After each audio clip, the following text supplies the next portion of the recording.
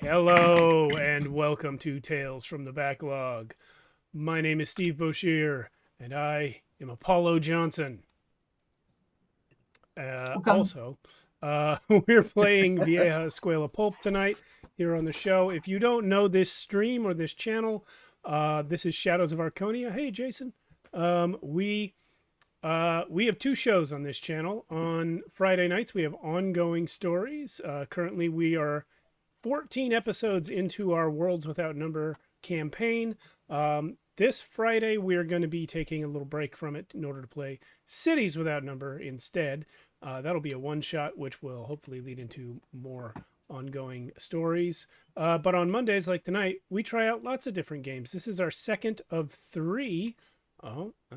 This is our second of three in Vieja Escuela Pulp, run by the lovely Mia, and maybe she will tell us all about it.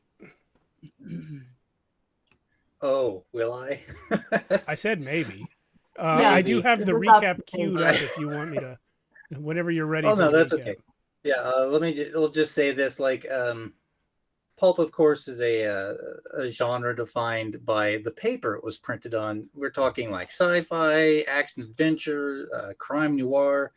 Lots of interesting authors got their starts in the pulps. The pulp's adventures can cover just about everything.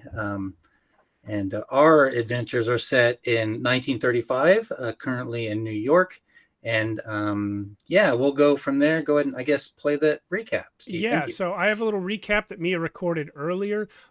Those of you on the call with me will not be able to hear it, but I assure you all listened to Oh, it in the Discord already. So here we go. Thank you for tuning in to KPLP New York.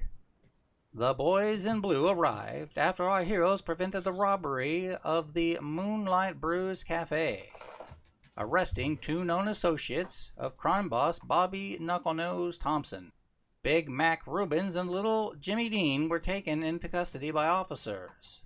Amelia, Apollo, and Cora snatched up a strange light-killing device and a pair of what we in the media are now calling owl goggles. Having learned the suspects were associated with Knucklenose, our terrific trio bravely embarked on a scheme to infiltrate and gather information at the Knuckle Under. Boss Thompson refused to take the bait and sent them on their way. The next day they were called to the residence of Lady Isabella Kensington. Someone had stolen Solomon's scarab, leaving Jasper to revert to his primitive monkey self.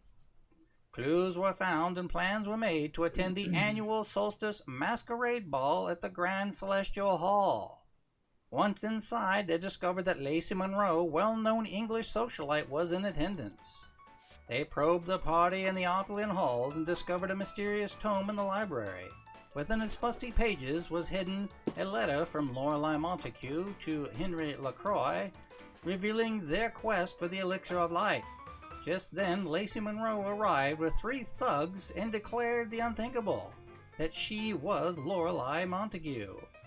A short battle ensued with Lorelei escaping in a stolen car. Amelia and Cora gave chase, while Apollo stayed behind to extinguish flames that would have engulfed one of New York's finest philanthropists. Yeah, I sure did. So I stayed behind to extinguish flames that would have engulfed one of New York's finest philanthropists. Yes. I had a lot of fun recording that, but listening back to it, I'm just like, oh, I appreciate the feedback that it's actually okay. Well, I didn't have time to make it so you guys could hear it tonight, and you're welcome. All right. Well, okay. Well, let's. Our last session concluded with an explosion at the top of the Empire State Building, but we are going to back up just a hair to revisit Apollo. To revisit you, Apollo, you have extinguished the burning man with a cloak. And as you do so, you see a man running away from you. His size and shape seems familiar. What does he remind me of? Anything in particular, or just back of my head kind of thing? His size and shapes remind you of Finn, Ryerson Finn. who was the fire eater at your circus. Yes, the one who's been missing. But that Yeah. wasn't his real name, as far as I know. All right, I'm after him. All right. As you turn to give chase, you hear the voices of some others. Oh, he saved Archie! Mr. Harrington, are you okay?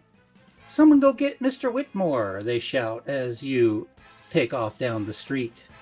Give me a DC 11 check to close the distance versus your dexterity, I believe. Yeah. Dexterity for running? Yeah. Okay. Let's see. What happens when you add 0 to 2? Not much. They are, as you are trying to get out of the crowd, you're bumping into people. That's inhibiting your ability to give chase to this guy. Also, I'm so but damn as heavy. you're trying to close the distance, you see a string of like landscaping rocks alongside the sidewalk just ahead. Yeah, well, I'm gonna grab one and throw it at his bottom half of his body as hard as I can. All right, that will be your ranged attack or just an attack. Yeah, I guess that's just an attack. Plus dex again, but whatever. That's nothing. So 3 plus your die roll. Aiming for an 11 again. I have gotten a 6. I'm just very disoriented. It was raining. There was fire. I put out the fire. My friends are gone. You were mind controlled for a minute there. I'm very concerned about the ladies. You just have this itching feeling in the back of your neck. Something's gonna Maybe happen. I just know. something. He escapes around the corner. You can continue to give chase if you would like. Yeah, I don't think I have any other thing I can do right now. They took off in a car, and I have no clue where they're headed. So I'm just gonna keep chasing. All right, give me another D20 check, and then we'll jump over to Manya. 15. Real fast. 15. You have rounded the corner. He is apparently tripped over something in the middle of the sidewalk and is getting up off of his hands and knees to begin running, but you have closed the gap significantly. So Finn knows who I am. So rather than do any sort of big flying tackle, I'm just gonna grab his arm. All right. I'm going to assume that he knows that he can't get away once I've got him. Right. Just give me an attack roll and then a quick strength check and then lots of dice rolling. The attack is 22. Oh, yeah. You've got a firm grip on him. Great. And then strength to hold him. And strength to hold him. That's 19. Okay, yeah, you've got a really good grip on him. He like spins in your grip. You come face to face with Finn Ryerson, and he's like, "Oh, Apollo!" And we'll jump to Manya. I'm not fast and I don't have good aim, but I'm good at one thing. Oh my gosh, what are you doing here? He says, and skipping to Manya. While you are out walking down a street a couple blocks away from the Empire State Building, you look up and see a large Zeppelin docked at its tower. Your attention is pulled away as 2 cars roar up the street behind you, passing by at an unsafe speed. Their tires screeching as they round the corner in some distance ahead, turning down the street towards the tower. Roll I want to say perception, but that's not correct. That would be intelligence? Oh, wisdom, I guess. Oh, great. Okay. Is that a die 20? Yeah, D20, see through an illusion, avoid looking at glyphs. 14. The alertness? I do have... Can I do alertness? Yeah, I'm sorry. Use that dice and add it to your alertness. Okay, 16 then. Okay. As the car roars by, you notice someone in the... I don't know who was driving, Cora or Amelia. Cora. Yeah, I was going to say, this feels like a Cora kind of drive. Amelia does not drive in this country. You all drive on the wrong side of the road. You see, Yeah. you recognize Amelia from the library of Cambridge that you spent some time at years ago. Mm-hmm. Okay, so I'm gonna immediately look and see what sorts of vehicles are available to me at the moment. As you are looking Reverse. around, sorry. I'm hoping for a motorcycle. Let me see. I'll ask you for a high or low on this. I'm going to roll a percentile dice here. D20 again? I'm going to roll it. Just give me a high or low call. Oh, see. High. Flipping a coin here. Woo. That's exactly 50. There is a motorcycle along the curb about 30 or 40 yards up from you. All right. Well, I'm gonna hop on it. Motorcycles were cool too. I just googled them. True. As you move to get on the motorcycle, you hear the roaring sound of their engines fade and then suddenly stop. You tear off on the motorcycle, and as you round the corner, you see both cars have been haphazardly parked along on the sidewalk of the building. It took you a few minutes to reach that place. Okay. Well, I'm gonna take a stalwart swig from my flask and run up those stairs. Right as you kick the kickstand down from the motorcycle, somewhere far above you, you hear the explosion. Shaboom! And the flash of brilliant yellow light. Cora and Amelia, what do you do just before that explosion goes off?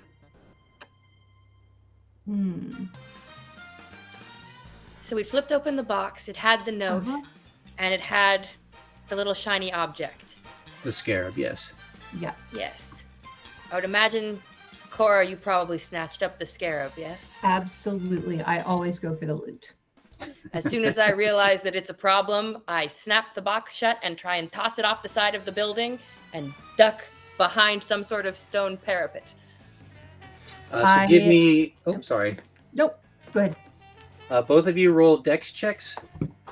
Yes, Plus your instincts to avoid danger. Oh, good. 0 plus 0. This'll be easy. So a dexterity check plus what was that, instinct? Your instinct bonus, yeah. Okay. I have no dexterity bonus, but I do have a +2 to my instincts, and that gives me a total of 15. 15? Mm-hmm. I rolled Amelia? a 17 and add nothing. Okay. You snatch up the scarab, and Amelia, you toss the box. It just soars over the edge and explodes. The explosion does push you back a little bit. You take no damage, but the ringing in your ears is loud and constant for a few minutes. Manya, as you were pulling up again with the motorcycle, taking a quick swig, you hear the sound of sirens coming around the corner down the street and pull up rapidly in front of the building. As you How fast can I get up there? if you try to avoid the police officers, I'll need a quick dex check.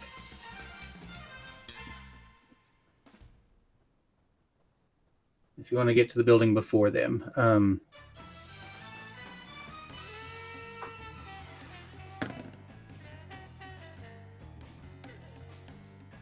That is an 11. So, Okay.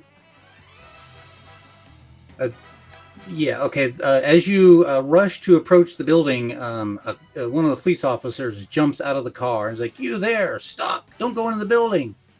There may be other bombs." I'm going to flash a fake ID at him. Tell him I'm with the CIA.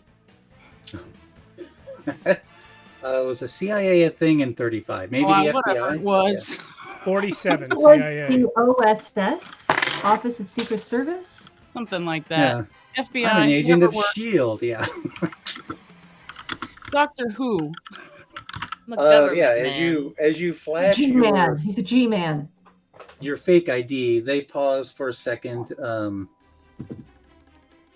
they buy it, and they let you pass. Mhm. Excellent. All right, so I'm gonna get up there as quickly as I can. And there are elevators and stairs. Cora There and was an Amelia. explosion. Now, how did it affect the building? Can you hear me, Cora? I can't hear What? anything. What? I can't all hear right? you. I can't hear you. I got the thing. We should go down. I got the thing. I'm not gonna put it down. I'm gonna just put it in here for safety. I'm not putting it down. Leave. No, trust me, it's not. Yes, leave. I see lights. Cops. We should go. I look over the edge of the building. It's like, yes, leave. And from that, the docking port for the Zeppelin, there is a short elevator ride down to another layer where you would have to get off and board another elevator, or you can take a spiraling staircase from there. I would go for the elevator to the transfer floor. Yeah, on my way, I'm going to grab up a handful of. I imagine we already look pretty windblown, and like we got caught in an explosion. But just as we're going down, I'm gonna grab up a handful of just like soot, dirt, something off the roof, and on our way down in the elevator, just really like finish the look to make it, just to really emphasize the oh no, we're two poor ladies who are in the wrong place at the wrong time. Yeah, I would say as our hearing starts to come back a bit, I'd start kind of planning so we were trying to board the Zeppelin, something went wrong, someone on board threw an explosion at us, what are we going to tell them? We don't know anything. We know nothing. We know nothing. We were just at all. here and an explosion happened. Trying to get on the and something exploded. Marvelous. Well, I hope they refund our tickets. Indeed. Oh, those poor people. I hope they're okay. I hope they're all right. Oh, indeed. Oh, Yes. indeed. Speaking The of Zeppelins which, do sometimes have problems with that. Yes. Right. I'll take some of that soot. Thank you. Yes. Yes, by all means. Actually, Mia, quick question. Is this a commercial Zeppelin? Were there any other like staff or passengers? This is a private. I'll say it's the GAF, the GAF, I believe it was what it was called, the Zeppelin. There was like the Hindenburg and the GAF. I don't know if that's the right name for it. They're actual commercial Zeppelins that flew about. Gotcha. And earlier at the Grand Ball, someone had mentioned leaving on the Zeppelin tonight as well. So you grab up some dirt. There's a couple of like planters sitting around on that high observation deck for like really sad, decorations. Plenty of dirt to scrub yourself up. Yeah, like the knees. Get the knees. That's always knees and the elbows. Oh, right. That's good always. point. Yep. Mm-hmm. All right, and Manya, as you board the elevator to go up, one of the police officers comes on with you. An older gentleman with graying hair at the temples, pushed back, and a well-trimmed mustache. And he's like, "Hey, nice to meet you. You see that new James Cagney movie about the G-men? You guys are a hard-working bunch." Indeed, I don't have time to watch movies. Too busy. Yeah, that's great. Well, my name is, of all things, James, Detective James. You can call me Jimmy, Detective Jimmy Patterson. And he flips his detective badge out for you to see. For sure. As you say, like, you guys come down from the top, they come up from the bottom, and, like, you guys emerge from the elevator, and they're, like, hitting the call button for the elevator to come up, and ping, it slides open. And there is a police officer and Manya Petrov standing before you. Oh, gentlemen, ladies, it was so dreadful. It was terrible. And this actually might be a good moment because I actually to describe what does Manya look like. Well, I was just gonna say, yeah, I I am not dressed like a lady. Okay. Okay. I am a woman, but I'm not dressed like one. I am wearing men's clothing because I can pass for a man. All right. So if you say ladies, I'm going to. Noted. You All must right. have hit your head pretty hard. Hmm. Officer, very you should go down and get an ambulance. Officers. Go my now. goodness. Go get an ambulance. Oh, thank you. Thank you. And I will. I looked at you, Amelia, because you're being unusually silent. I wanted to ask Mia, is Detective Jimmy Patterson the detective that responded to the coffee shop incident the other night, or is this a different police officer? It's a different police officer. Mm-hmm. Excellent. Yes, everything was just. It all I'm so happened so sorry. I'm just quickly. not feeling myself. Yes, I do think, officer, you should go get an ambulance. Wait. Did anyone see what happened? Is the dirigible still in the air? There was a terrible explosion. Did you all hear the explosion? I think Oh, Cindy that's is- terrible. Oh, I think we lost. Oh, There we go. she's Oh. back. We're back. There we go. Not Hey. sorry about that. What'd I miss? I'm pretty much just playing dumb and asking, did Okay. anyone see the explosion? It was terrible. Is the dirigible still in the air? Did it make it past it? Can I convince the officer to leave and go get medical care? He's like, I'm gonna go up and investigate the crime scene. Oh, that's fine. Uh, You go do that. I'll whatever. put you the witnesses. Okay, all right, and he like boards the elevator and heads up, and we'll cut to Apollo real quick. Yogi. Apollo, you have Finn in your grip. How do you want to deal with him? Hi there, Finn. Apollo, interesting seeing you here. What are you doing here? Well, first I was at a party, then I was in a fight, then I was in a chase, then a man burst into flames, and then I caught you. What are you doing here? He stammers a bit. By the way, I was just I'm still basically naked, right? Use a lion's mask if you want. I got the mask and the trunks. Yeah, you just came out of that party. He's like, you're looking like your normal self in those trunks there on the streets of New York. But Mhm. I was just outside that club, the crowd, the photographers. I was just curious.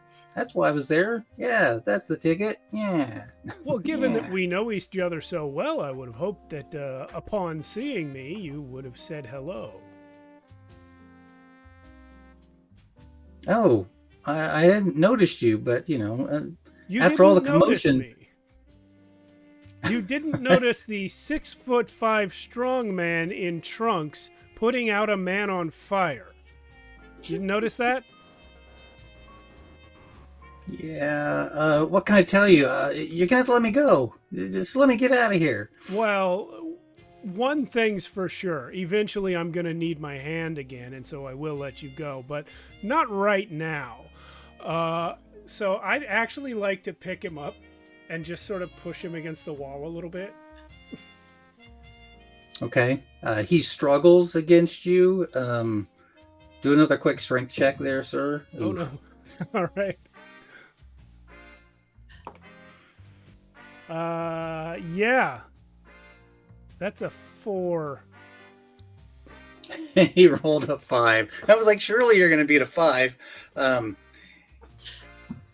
As you lift to hoist him against the wall, he wiggles against your grip and drops to the ground, slips out of your grip with the wet rain on your palms of your hands.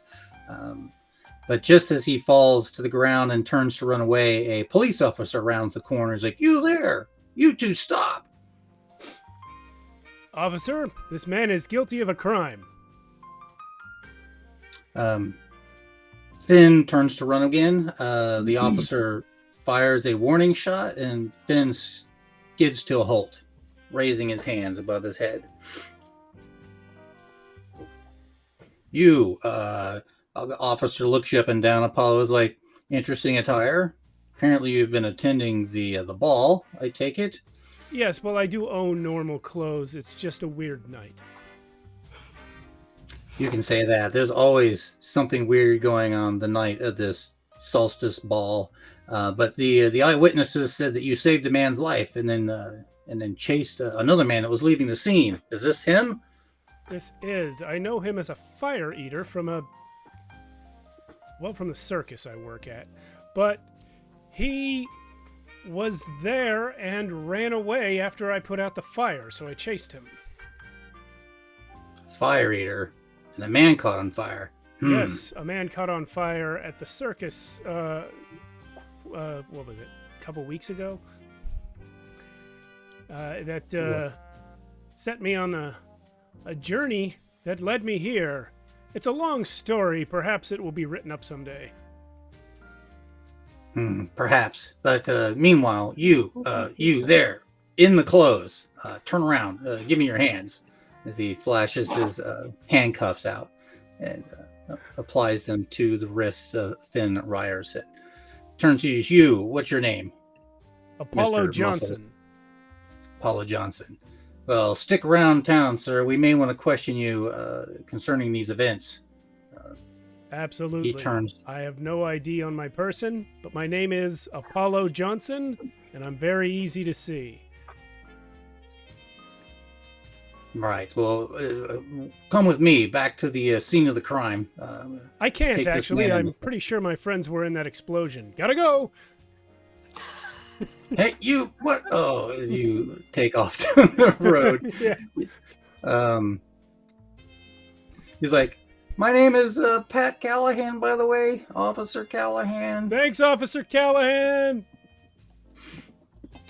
You sprint off. By the time you kind of sprint down and around the corner, Completely out of breath. your car has been gotten out of the valet by your lovely assistant. I forget her name suddenly.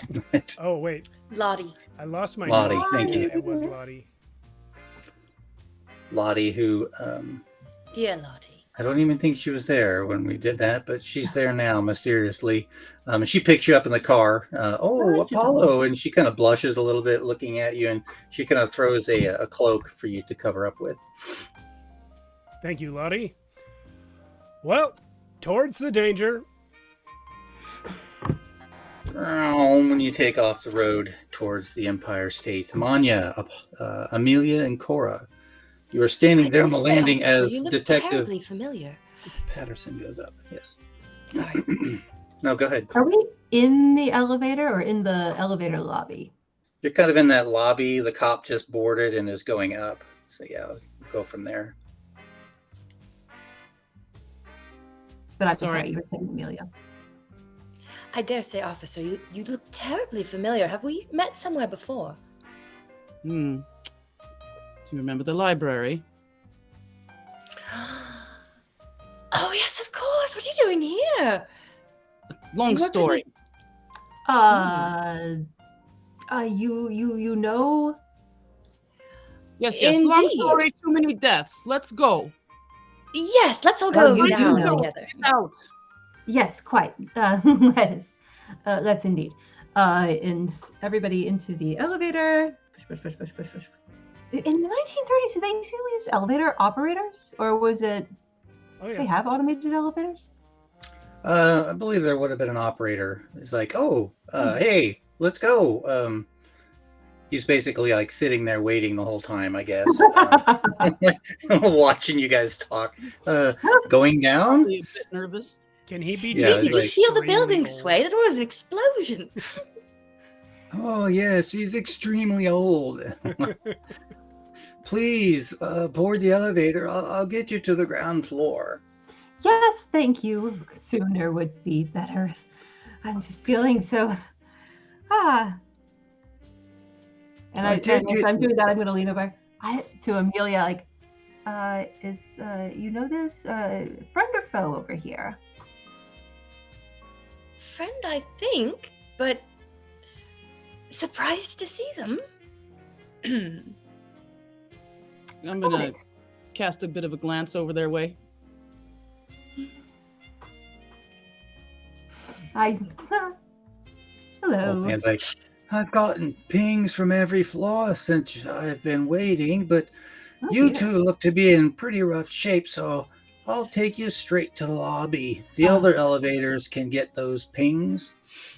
You are Thank you just so much. I kind. can't wait to have my feet on the floor again. It was terrifying to be in that explosion. It was. It was. I'm gonna tell the gentleman, you're doing your country a great service, old man. Oh, thank you.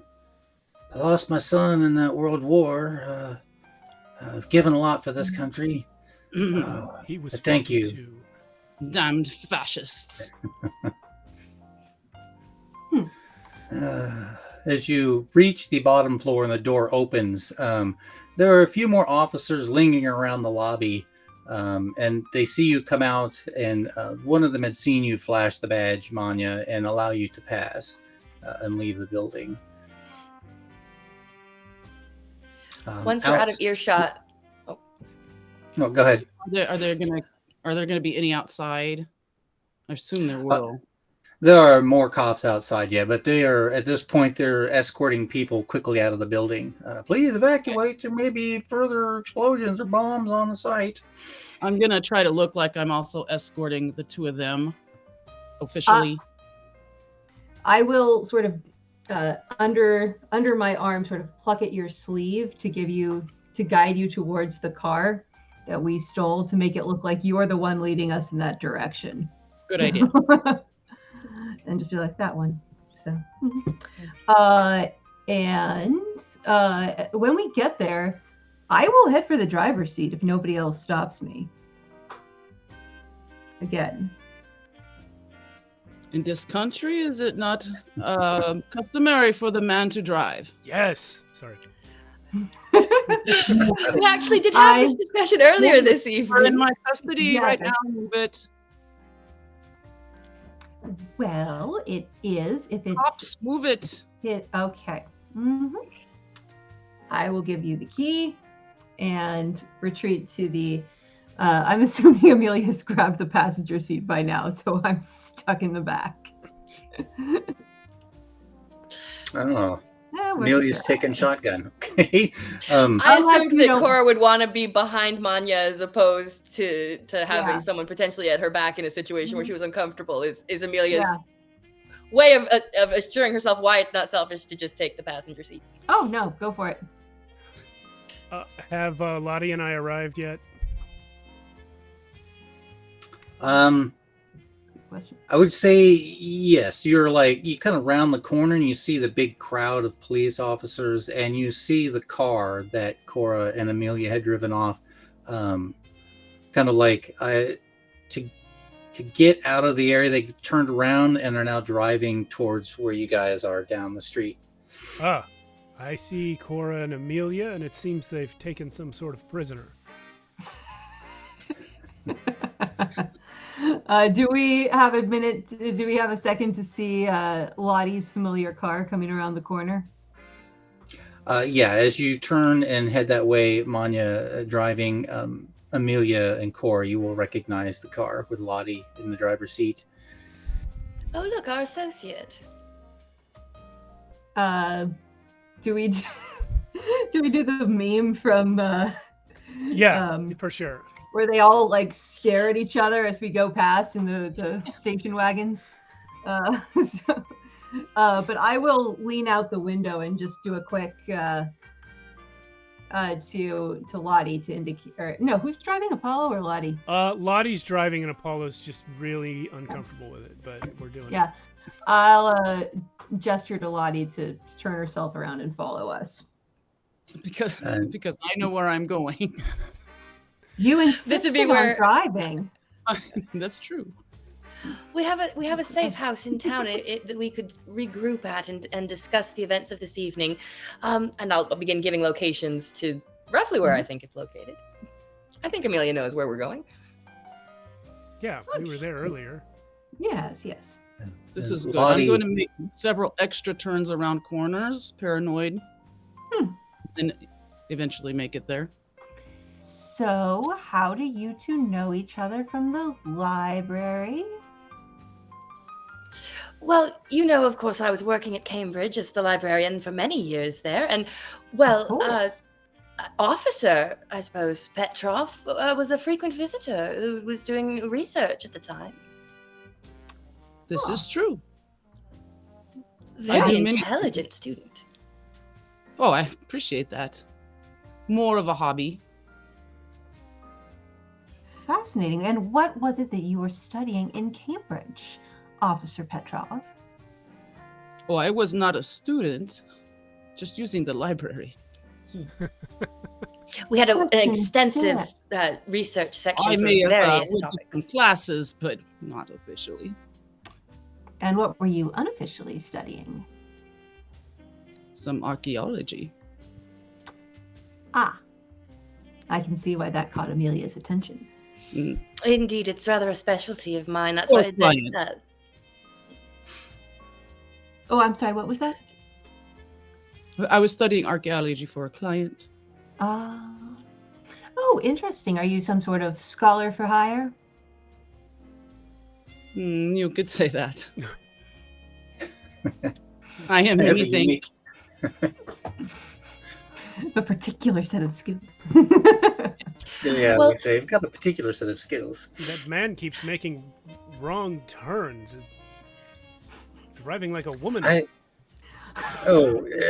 Lottie looks over to you. Paul's like, "Oh, good Lord, Mr. Johnson, a woman can drive just as well as any man." And Just could you had this tell me conversation. where they've got that car from? I mean, that's Oh. a fancy vehicle.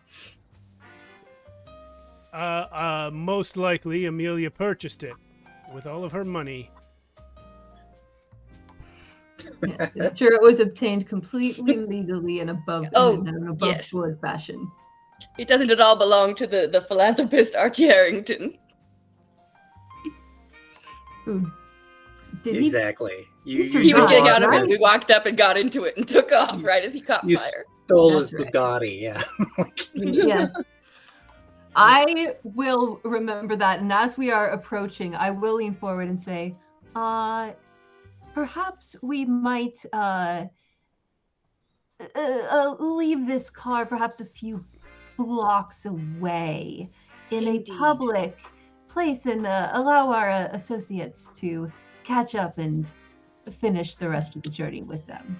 Yes, Or this do you vehicle need should me not to leave come it in home. the river? Oh, it's such a beautiful car. That seems like a shame. Let's just leave it somewhere where somebody can strip it down for parts. If you are sure. So there's enough room to squeeze everybody into the car that Lottie is driving. Oh, It's a tight fit. Of course, our running boards if someone wants to ride on the outside of the car, but it's a snug fit to get everyone in. And you safely return to the safe house. Lottie keeps looking suspiciously over at Manya, and she's like, Amelia, And I'm Cora, suspiciously looking back at her. Amelia, Cora, who is our guest?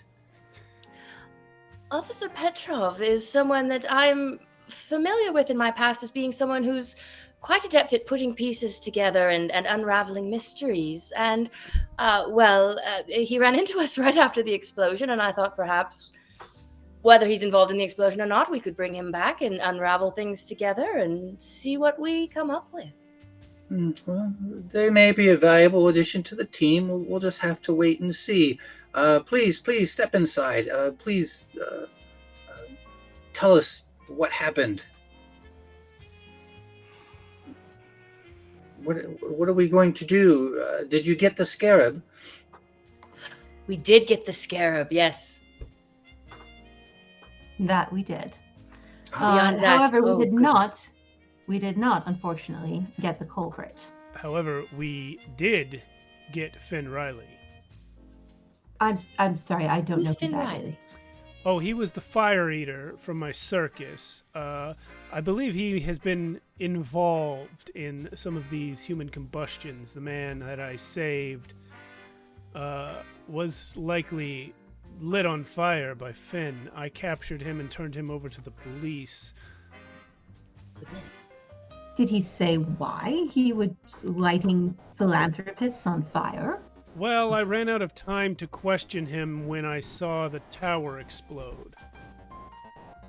Ah, Oh, right. And I'm going to pull the letter from Lorelei Montague out of its hiding place and pass that over and say, this might clarify things a bit. We found this in an old book in the library. It turns out that Lorelei is very much still alive and looking wonderful as Lacey Monroe and has found some sort of potion of youth. wasn't Apollo with us when we found that? I was, yeah. Yeah, so I'm giving this to the people at the house who are I see. wondering I what's see. going on. Gotcha. So to Lottie and to... Yeah, I thought we were just talking to Lottie. Okay. Sorry about that. Oh, very interesting. Lorelei, I've heard that name before. Miss Eddington has spoke of her a few times. Indeed, I think we should arrange another meeting. She's going to want to hear about this. But this Lorelei escaped. That's In very dramatic frustrating. fashion. In very Explosively, dramatic in fashion. fact. Indeed. And Okay, we've well, acquired a new friend. Officer Swings and Petrov. Wait, roundabouts. indeed. It's very kind of you to help us make our exit, officer. But I am curious what exactly you are in New York City for. Oh, I am sort of freelancing at the moment Uh-huh. between clients. Amelia, is it your intention that we engage Officer Petrov's services? Well, at this point, I suppose, Officer Petrov, I was so taken aback seeing you right after the explosion in such an unusual place. I had no idea you were involved in American government. Oh, Indeed. No. Perhaps not so much.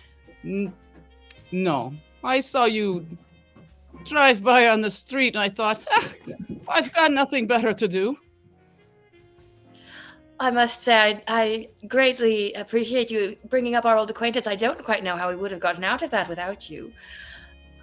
Are you at Well, all it was familiar? some fun. I didn't get to shoot anybody, but you know. Well, the night Well, is young, actually, as I clean a little bit of blood off of one of my fingers. Stick Are around. you at all Amelia, familiar with she'll the let- conspiracy revolving a society known as the Emerald Ravens? Well, I'm going to ask the game master that. Yes. Would I be, or would I have? you would have heard of the Emerald Ravens. They were whispers of the Emerald Ravens in your past. You'd heard of them. That they were hired thugs for a bigger, stronger, well-connected organization. Yes, I have heard of them. I have had I d- dealings with black markets and such, but I don't. I've never gone in that deep. I heard of them. Well, you see, Cora, my intention is I do believe that our benefactor, Miss Kensington, would be very interested in potentially engaging Mr. Petrov's services. Considering how I came to the order, I do think that it's worth at least a conversation. Well, I'm certainly in no position to judge. Your help has been invaluable thus far, and I'm delighted to further continue our acquaintance. No, I And do have some clearly- pretty good skills. You clearly have the right understanding of these things. By all I means. have been around. Lottie, oops, sorry. Oh, no, go ahead. Lottie is going to ask for the scarab. I will take the scarab to Miss Eddington. But it is troubling, this Lorelei Montague.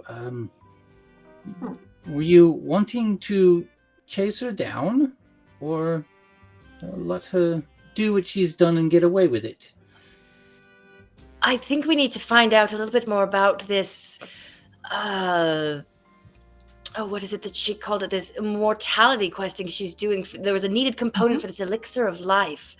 And the way she speaks of the component and the way she speaks of how she must acquire it, it gives me an awful chill all the way down my spine. I think we need to look into it further at some point. I don't think it's good. But Miss Montague was a contemporary of Miss Eddington back in the late 1800s. She And would have to indeed, she be as hasn't old as aged Miss a day. Eddington. It does seem that she has already ingested it. If not immortality, then certainly something. If you're You seeking believe to, this? sorry. Go ahead, Manya. She can't. Nope, Joey first. She Froze again. It's like she's in Alaska or something. Lottie. Oh, there we Hey! go. All right. We mostly just discussed whether you were here or not. Yes. My internet seems to be having some issues. It happens. Yes, but we lost you. You started to say something. Oh, I was asking if you believed this potion to be real. Well, certainly Miss Montague believes it to be real. And she has certainly already displayed a certain flexibility around hurting people that doesn't sit well. Then definitely, She's definitely a young woman now. Yes, it's very... How did she odd. escape from the building? From the roof? She jumped on the Zeppelin and threw a bomb at us before we could pursue. It is a shame I was not there. Yes, me too. Indeed. Are you Could have thrown the bomb frequently... back. I tried. Well, the bomb had the scarab in it, and also there were other passengers on the Zeppelin. I would not shoot the Zeppelin, only her. Well, perhaps if things worked out mostly for the best then. Yes, it's very... Everybody's a critic, but we did the best we could in the moment. I am looking forward to seeing when the scarab is returned to our monkey friend. Since he will then know what was known by everyone before, he will know what Lorelei wanted from the scarab, and perhaps will know more about the elixir. I vote we give it back to him and wait a few days and see what he has to say.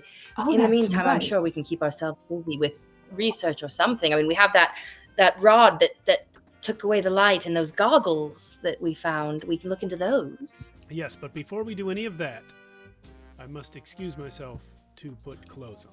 Excuse me. Indeed. Lottie Monkey is like, oh. Yeah. Yes, a monkey. is code name.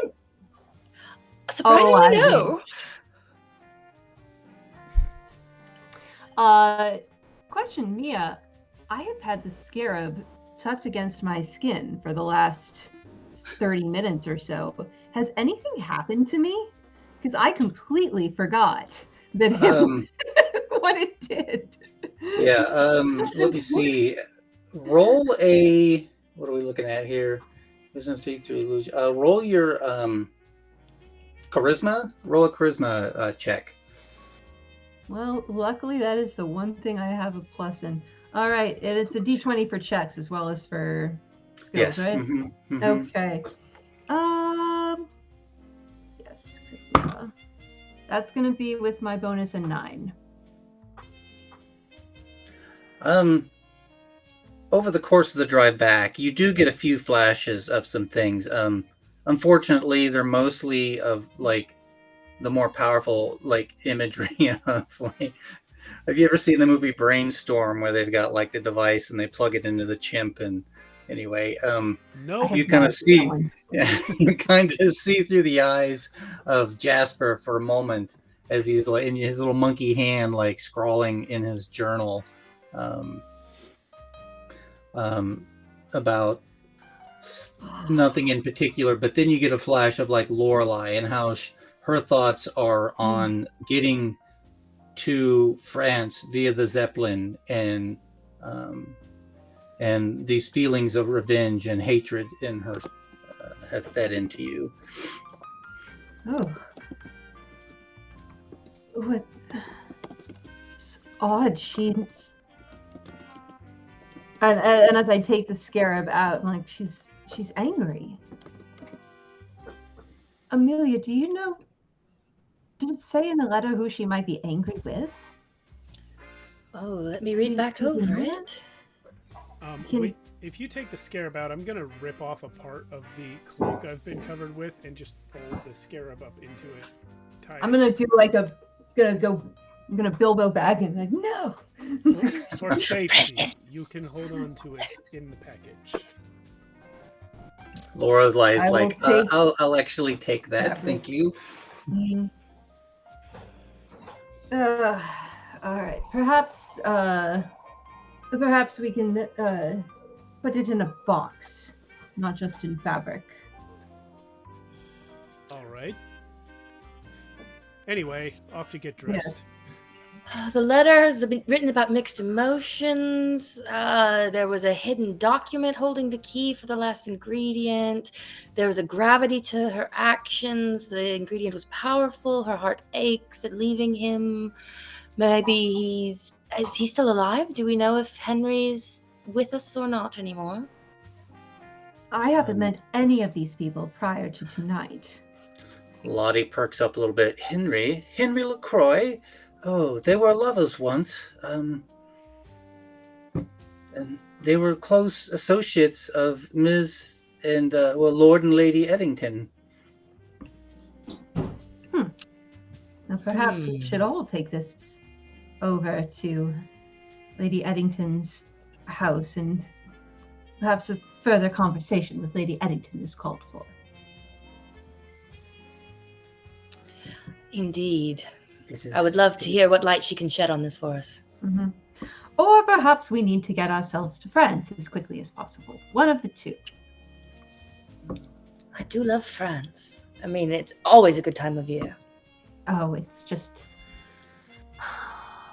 Could definitely do with another trip to Nice. France is nice. Yes. Lottie has taken the Good scarab. thing It's nothing like, terrible will happen to it in a few years. yeah, exactly. Sometime soon.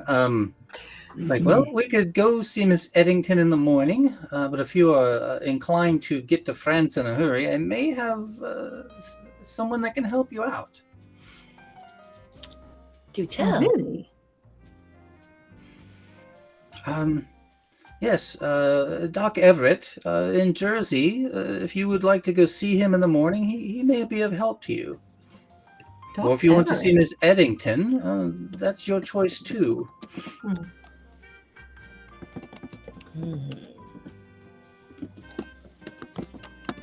I would be inclined. I think we, Amelia. What do you think? You and Apollo. What you two have been a part of this far longer than I. Do you think Lady Eddington has any further information to shed on this matter? I don't.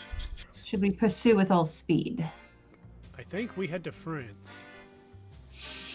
Indeed, if she knew that Lorelei was alive as Lacey Monroe, I don't believe there's any chance Lottie and I would have wound up on the same ship. I'm dressed now, by the way. I came back. Apollo, do you feel that that's good traveling wear for France? We're going on another adventure. It's a shirt You and look pants.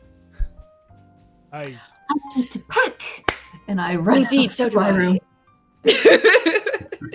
I am And I ready come- to go to France right now.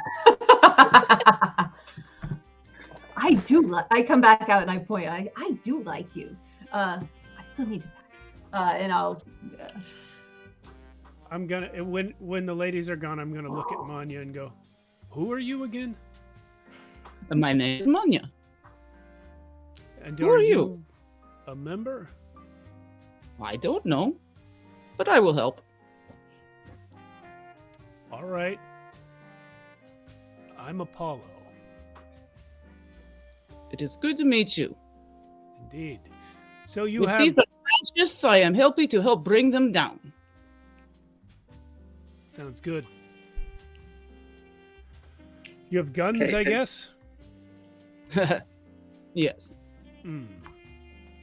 Me too. And some knives.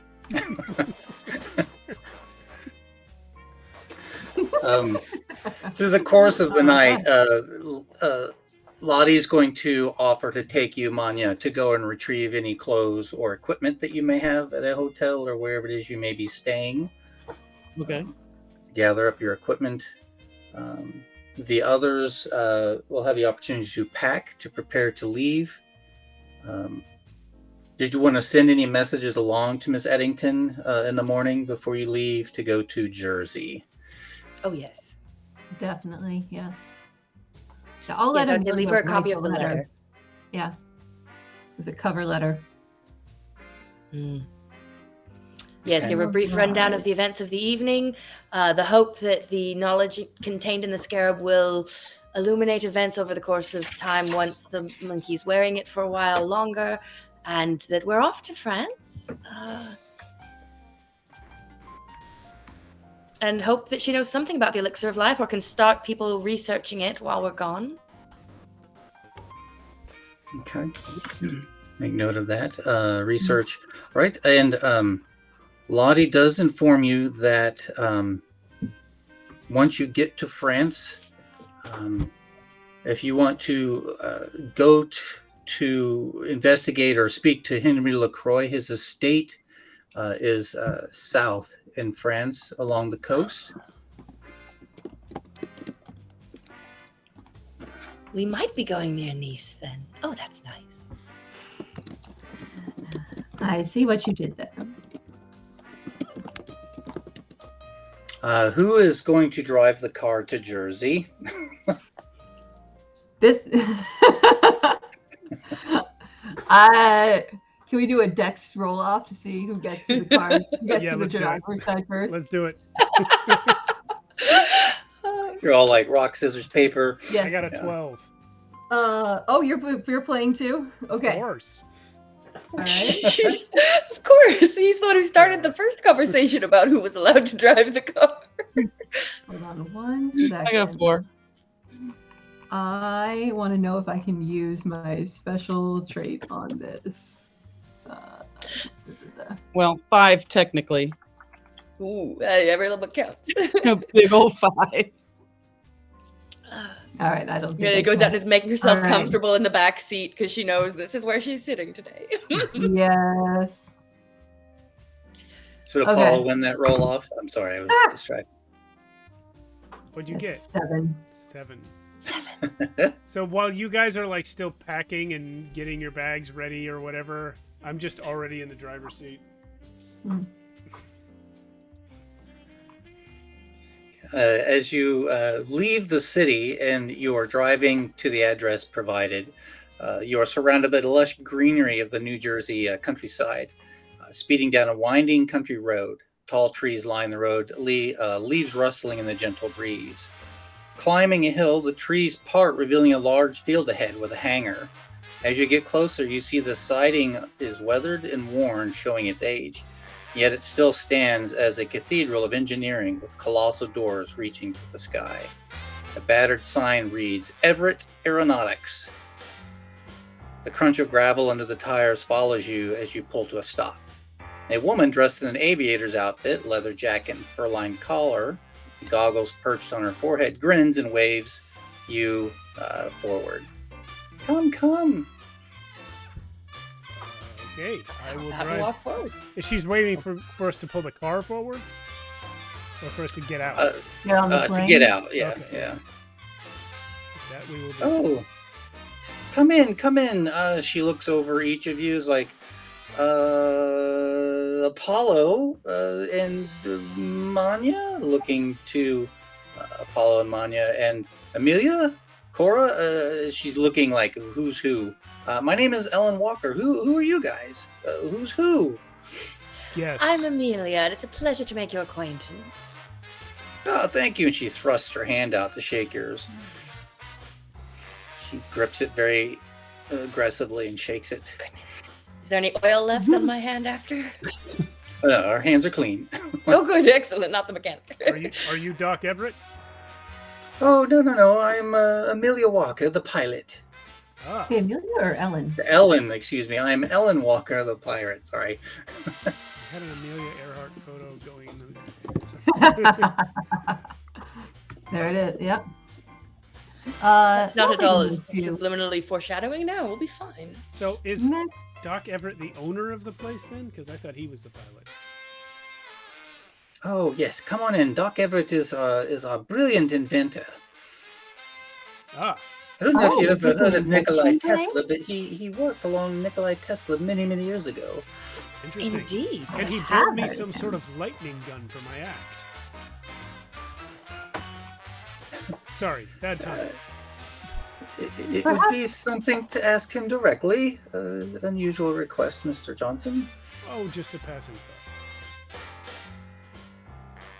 Some of Tesla's papers were absolutely fascinating. I'm thrilled to find out that one of his contemporaries is working with the Order.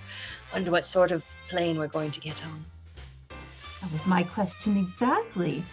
Is our plane something special? Oh well, it's not exactly a plane. Just wait and see. She leads you inside. Overhead lights illuminate the workspace filled with machinery and technology.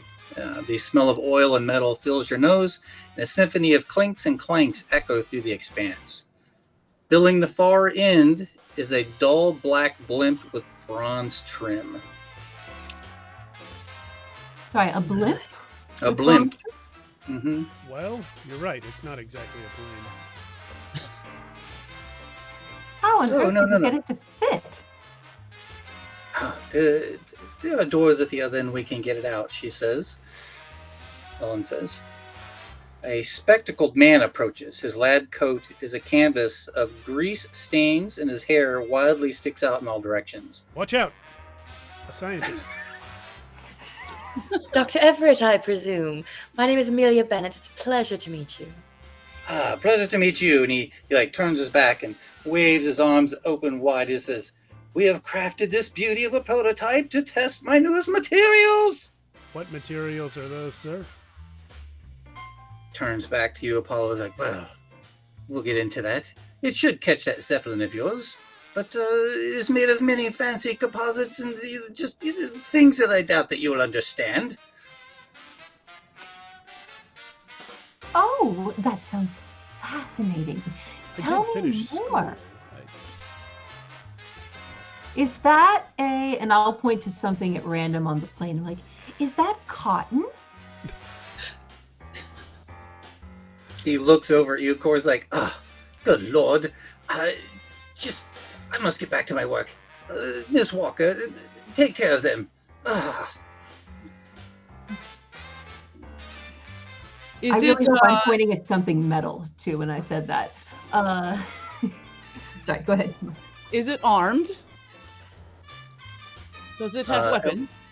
Ellen looks. She's, it's not got any mounted weapons. It wasn't meant to be a ship of war, just of transport. She is faster, sleeker, and the engines are unlike anything I've ever seen. I can Please. never be sure. All of that is fine. I just want to know, how sure are you that it will stay aloft? Yes, I'm rather wondering if, not that we aren't grateful, but a transatlantic flight does seem like a risky way to test something. We've got a couple hundred hours of flight time, and of course not all at once. And if I understand correctly, a Zeppelin will take anywhere between 50 to 60 hours to cross the Atlantic. We should be able to catch up with no problem, even though they have a 10 or 12-hour lead on us. Well, Besides, Zeppelins are perfectly let's safe. There's stop no history of standing around. accidents with them at all. Let's stop standing around. Let's go. Safest way of Indeed. traveling known to man. I think I went Irish. As you get closer to the ship, you see that it is roughly 200 feet long versus like a Zeppelin, which is nearly 800 feet. And she's like, please get on board. And as she's like walking along, she runs her hands along the passenger. The hull is made of composites, as the doctor said, and it provides exceptional strength and durability. So, while remaining lightweight, please climb aboard. We have plenty of room. It is built to accommodate 2 pilots and 4 passengers. I immediately grab the shotgun pilot chair. Does that mean that? 2 pilots and 4 passengers. So we can bring Lottie. Yes, we can bring Lottie. You gonna bring Lottie along? Okay. Oh, we can't not take her to France. I mean, that's a trip of a lifetime. Well, Okay. I just misheard. Unless she doesn't want- Not space. Not skip. Um, I suppose we could use the extra seat for the luggage. there are small compartments to sleep on.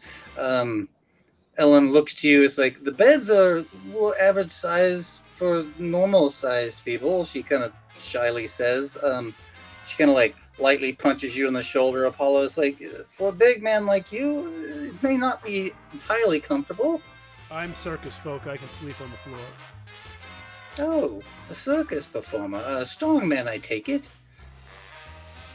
No, I'm the lion tamer. Why would you? I'm just kidding. Forgive me for making an assumption. Please climb on board. We have food and water already loaded.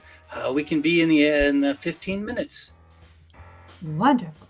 Off we go. I am taking in this instrument panel with delight and joy, I assume. What does it look like? It is very, Steampunk glory. for lack of a better description, very steampunkish. It's got all your standard buzz, bells and whistles, pressure gauges for the dirigible itself, the blimp, readouts for electrical power. The engines they describe are electrostatic. They don't run on fuel; they run on batteries. It's a very well polished and clean.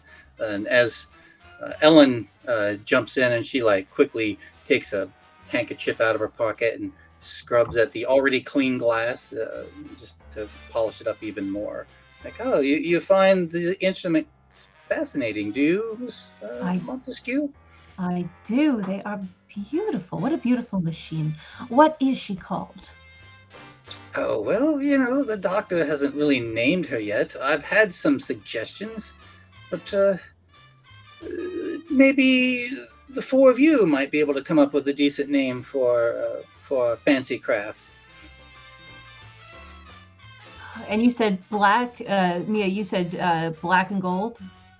Yeah, it's very it's more like a dark gray. Okay. And with bronze trim, yeah. Mia, what was the name of the guy at the circus that I threw in the horse trough? I'm trying to remember. Oh gosh, that is a good question.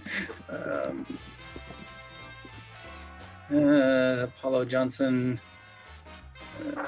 Fisher Track.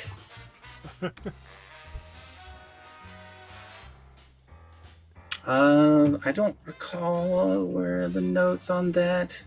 I don't have that right in front of me. Yeah, I'm Steve, looking for it, but that's what I want to name the Zeppelin. I hope Okay. it's something like David, or just like the David. Stephen Johnson. George. Apollo Johnson. Oh, right. No, but Paul's already got Johnson. Reginald Sorry. Thornton was his name, right? The Reginald. Thornton. The Reginald. Thornton, yeah. The how about Thornton. Oh, Jason. Okay. Jason. Yeah, and Lanya's gonna suggest Flying Bullet because Not bad. I suggest the Thornton because he sure did go fast. And Jason has laid a few on us here. Yeah, Jason suggests Bob Johnson, flank beefsteak, slag rock bottom, or punk beef chunk. Classic. All right. Well, we'll send you a copy of Space Mutiny. All right. So, It's a very specific reference. Yes. are we? Have we made a decision on that? That it's not important right now, but we can call it Thornton's Bullet or something. The along Flying those- Thornton. Bullet. The flying Thornton. Thornton's Bullet. I Yeah. like Thornton's bullet. That's good. I like Thornton's Thornton's Bullet. Has a good sound. Yes. Okay. Ellen's like, well, Doc Everett may take may have something to say about that. But for now, yes, we'll just call it the Thornton's bullet. Maybe Just don't a tell them we're naming it nickname. after someone that caught fire. That might not go over so well. It's in It's just a tribute. nickname. It's in tribute Just because to it give will us- live on forever in his memory. Lightning only No. strikes the same place once. Yes. And it's unlucky to fly or drive or float in a ship that hasn't been properly named. So, and I will pull out my flask, which I have refreshed while I was back at home, and just pour a couple drops on the instrument, on the most solid part of the instrument panel that looks like it's waterproof. I christened thee the Flying Thornton Bullet. Cora, perhaps next time you're christening a vessel, you could pour the liquid somewhere other than the instrument panel. Oh, it's just a few drops. Sure, but you could have poured the few drops over there, I grab over from there. Ellen the cloth that she just had and wipe it up. Don't worry about I it. will toast. Yeah, it is. It's finely polished wood and brass and bronze accents, and it's all very well kept, and it is waterproof, just in case. Mhm. All right, so Cheers. I clink my flask against yours, and I put the top back on, and I put it away without drinking from it. And I'll share mine. Oh, well, thank you. It's not vodka. Don't assume. Well, I'll What have is a What is slice it? of that. It's what? Scotch. You broke it. Scotch. Oh, classic. The finest. Yes. I only drink water and whole milk. That's commendable. I the got it off. Oh my God. I got it off a dock worker in the Bronx. Got good taste. I don't know where the Bronx is. Sorry. Not even be near the docks. I have no Yours, idea. right? oh, It's York's an New York. island. I- Everything's the near a whole dock, thing isn't it? is- Yeah, just a Yeah, giant. yeah, the Bronx isn't that where Bobby Knuckle-Nose is at? Yeah. Indeed. Oh, I wonder if Yeah, this go is one back of his there. brews. We might get to taste it again someday. I'm Ah. gonna throw that guy out a window one day, I swear. After you've boarded the ship and have proceeded to have your conversations in the christening, several of Doc Everett's assistants come out and they open that far end of the hangar, and Ellen at the controls just kind of nudges it forward, and it sort of like moves slowly, and you hear the engines kind of whine up rather than that rumble of gas motors. You hear this like hum of the electric motors as it pushes forward and out into the yard. Doc Everett has come out and he's like looking up. "You all be safe," he shouts. "Oh, bring her back in one piece." And you rise up above the tree line and angle away towards the east. The sun is now probably about midday, maybe 11 or 12 o'clock. So it's not just blinding through the windshield, and you make your way over the forest, out over the Atlantic, in the expanse of the bright blue spreads out before you as far as the eye can see. New Jersey has never looked more beautiful than when leaving it. This is marvelous. Lottie Look laughs the at curvature that. of the Earth from this high up. I mean, that's fantastic. That doctor reminds me of a captain I once served with. No, so. So you've got like It's crazy. like a day. You've got like basically 2 days before you can catch up to that Zeppelin. So is there anything you guys do in that 48-hour period besides sleep and eat? Apollo And throw Johnson poo out. definitely catches up on his sleep as quickly as possible. Especially after his speech earlier about people going insane if they stay up all night. I think Amelia would have grabbed a couple of books from the library, any references she could have found either on the Philosopher's Stone or on the Ouroboros as a symbol, and is just going to spend her time researching in one of the bunks. one of the I would say one of the books you grabbed was the one written, The Antiquities and Anomalies, Unraveling History's Mysteries by Lydia Harrington.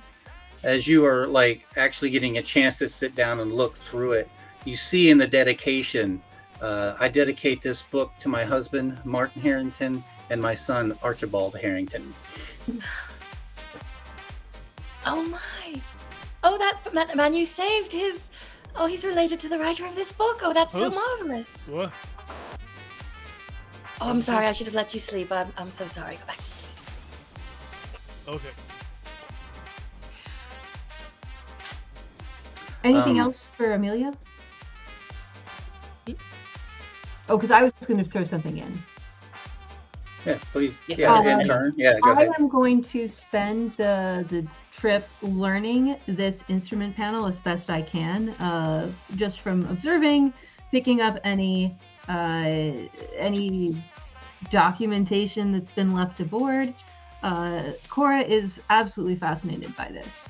And can I roll a manipulation check? Because in this case, manipulation actually means physical manipulation of advanced scientific equipment to see how quickly I'm able to pick this up. Obviously not going to turn myself into a pilot in 2 days, but just to get like a, if something were to happen and somebody needed to grab the controls. Yeah, do that with advantage, actually. Ellen takes the time to like show you some stuff, and that'll give you an advantage on learning the process. She's like, oh, well, this is a radar. Really interesting how that works. Invented in, what was that, 1909, I think? As you can see here, we're getting a signal, like, as you approach the blimp. As you see here, we're getting a signal on that blimp. Boop. Boop. Oh, that's so fun. I love that. Boop. Okay. We'll roll my manipulation. Aha! That's a nat 20. Oh, gracious. Oh, yeah, you've got a really good grasp on how to fly this. Yeah. She's coached you on like emergency procedures, shown you where the fire extinguishers are. Also has coached everybody about where like parachutes are in the gondola if necessary. But yeah, you've got in fact, she actually trusts you at the controls while she sleeps, Cora. Make sure Apollo's asleep too, so I don't get any grief about this. But yes.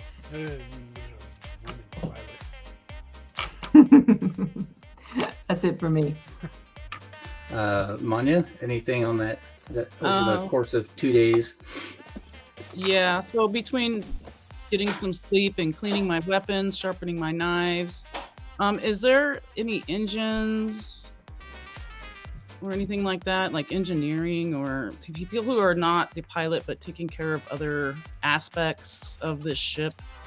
It's just you and Ellen. The engines themselves are like mounted on the exterior of the gondola, and they're like on these little gears so they can rotate to like push forward or up or aim down to steer the ship. So yeah, there's no available engineering. Yeah, there's like an air pump that's feeding in, that's pulling air in and pressurizing the cabin, for you. At the altitude that you're at. Okay, that's comforting.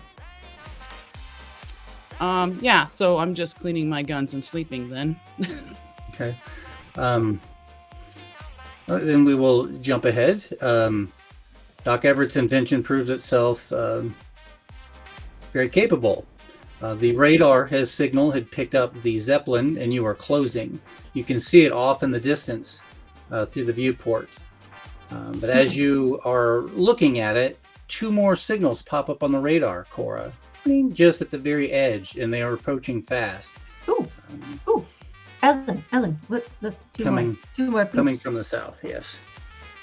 No, Like, oh, gracious. Bleeps. What could that be? Could one of you take a look and see what's approaching from the south?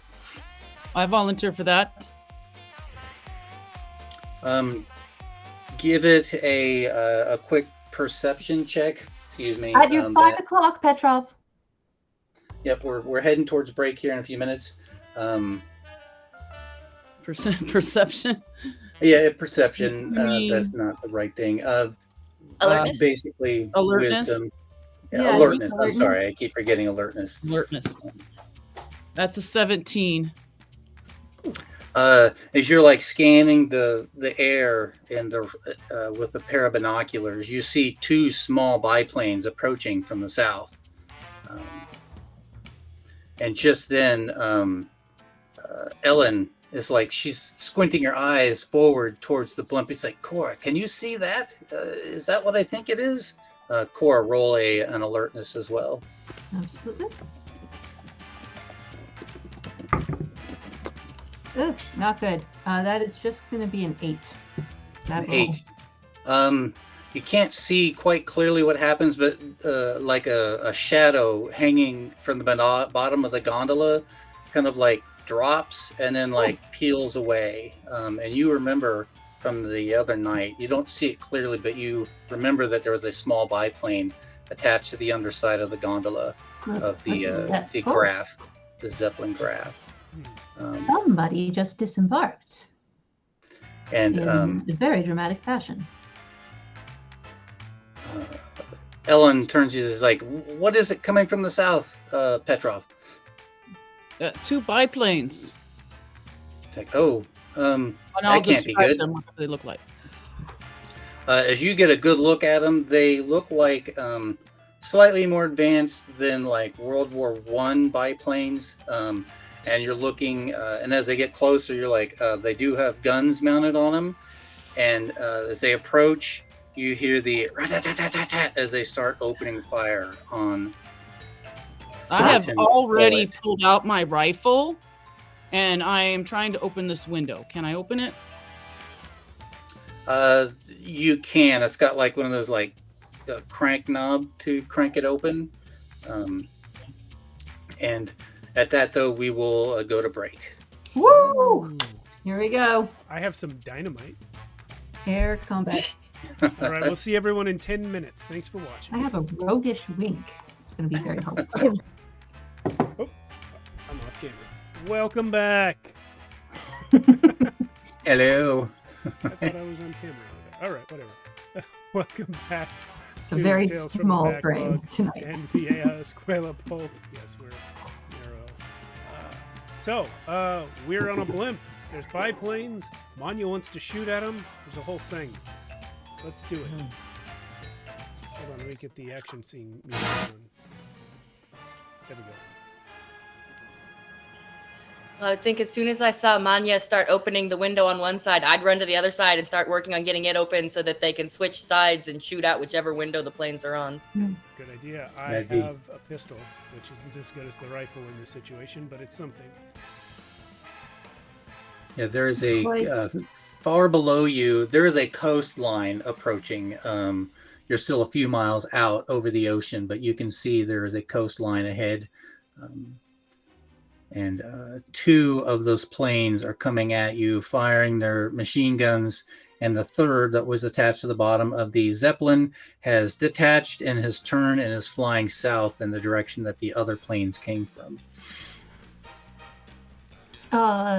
I would like to try to notice anything about. Did Manya get anything about the plane's markings? From the angle that they're approaching, she could just see the like the propeller and the wings and the guns pointing our way.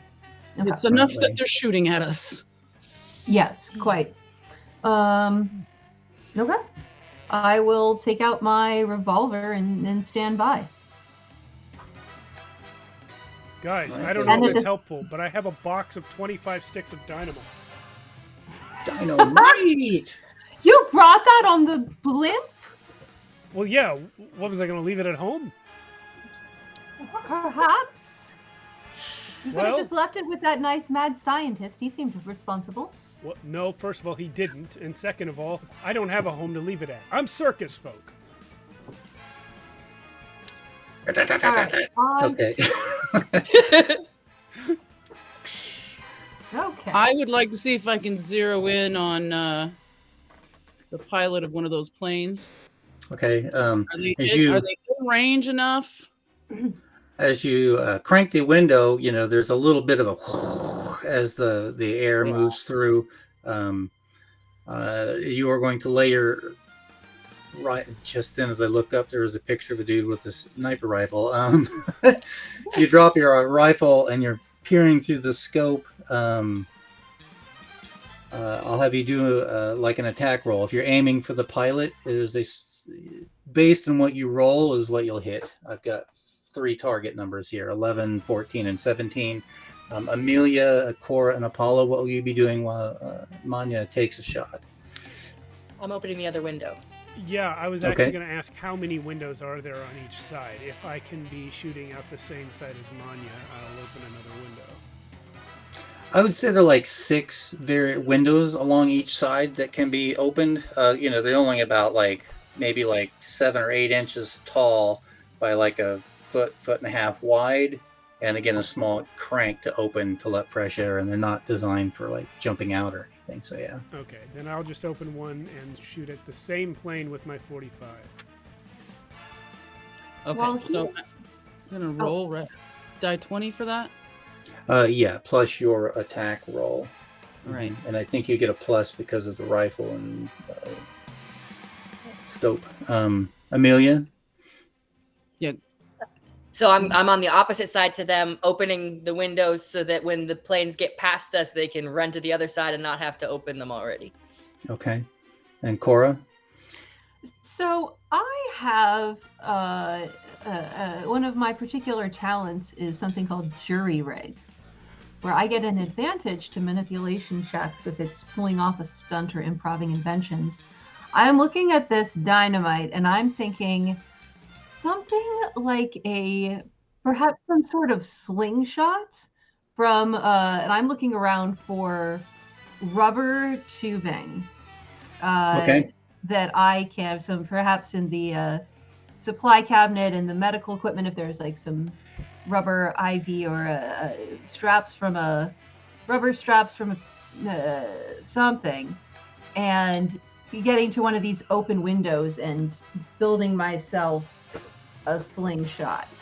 Okay. That'll be an alertness check. Manya, what did you roll for your attack? Total. So I'm adding my dex, and you said something for the scope. You have an attack bonus. Oh, my attack. That's Sorry. But we'll add. You have an attack bonus of +2, and you have a scope, which is another +2, so +4 to your roll. Oh, that's a 20 then. Okay, nice. As this plane and as it shoots and then it banks to try and curve around in front, the pilot becomes visible just briefly, and you plug him. Roll your damage on that. Nice. And there's nothing to add to the damage, right? That's a straight. Just a straight roll. Yeah. Okay. So that's 4. 4. You see this little piff through your scope. You see a little piff of blood come off the guy, and the plane goes just briefly. The other plane fires. The blimp kind of lurches sideways. Smoke starts coming out of one of the engines on the side. Well, that can't be good. Apollo, you are firing at the same plane. Yes. Okay. The other one is broke off to fly towards the rear, so you're firing on the one that's towards the front that Manya shot at. I have missed. Okay. It's a 45. What'd you roll? What are you going to do? I rolled 6. 6. Okay. Yeah. Again, we're looking for 11s, 14s, or 17s. Cora, what was your search? Your so I would actually, you said alertness, but I think I'd argue this is manipulation. Is this alertness to find the supplies. Oh, okay. So I gotta find the supplies first. Okay. That's canted. Let me try again. That's just a alertness. So that's just a 6. So is this Um, so? Because I can't use because if I can use manipulation, I can use my talent to roll at advantage. that will be once you do find those supplies. Okay. You Alright, don't so I find just- anything in the immediate area, Uh-huh. but you do recall that there's a rubber seal Mhm. along the back of one of the passenger compartment windows that you could maybe use. You have to go Okay. and All retrieve right, that. sounds good. But before I do that, I am going to, on my next turn, I'll go and check out that smoking engine and see if that's something I can assist with. But that'll be my turn for now. And Amelia, you were just going to open the windows to prepare for an attack on the as they round Yeah, the yeah, other I'm side. opening on the other side so that as soon as it goes past, the people with the guns can swap over and hopefully get response shots before they get out of range. Okay. Can I yell, Amelia, be my eyes? Okay, I'll run over when I hear that. Look through the. Tell me where they are through the windows. You see them. Excellent. What I mean? I keep an eye out to give location information to the people with better guns. Yes. The blimp like lurches and tips slightly downward, slightly unbalancing you. But we're going to come back around. I know we're not in any initiative order. I'm just going to go across as you're displayed on the screen: Apollo, Cora, Manya, Amelia. So Apollo. Yeah, I'll take another shot. They kind of like dash to the other side of the gondola and have a shot. Yeah, whichever plane I can see and most likely hit. Cool. That's an 8. I, for some reason, am having trouble shooting down planes with a pistol. With a pistol. Imagine that. The blimp lurches a slight bit again. Cora, you have you're back there and you've got that rubber seal and you've yanked it out. I'll say that was kind of like, oh, I'll go get that, and you're back there and you're yanking it out, and then use your manipulation now to. Okay. Set that up. It's going to take like this round and the next one to completely put that all together. All right. Before I once it's all done. commit to that, I'm going to yell to Ellen up in front. Do I need to worry about those engines?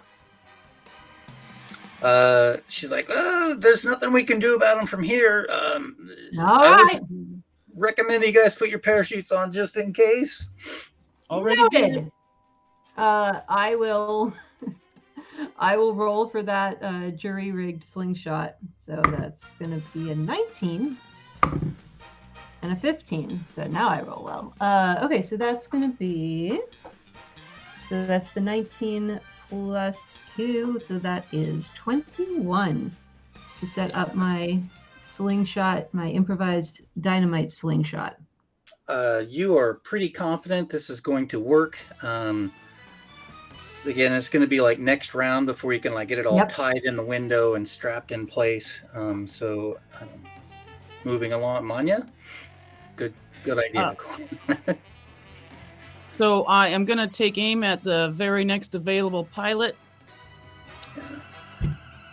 That one is circled around to the far side. The other is now banking across in front. Let's say he came up from above and he's like diving down after taking some pot shots. So the underside of that airplane is visible. That's the second plane. Rolled a 10. Which I don't think was high enough, right? That's with your bonuses and everything? Yeah. Okay. Yeah, that's a miss.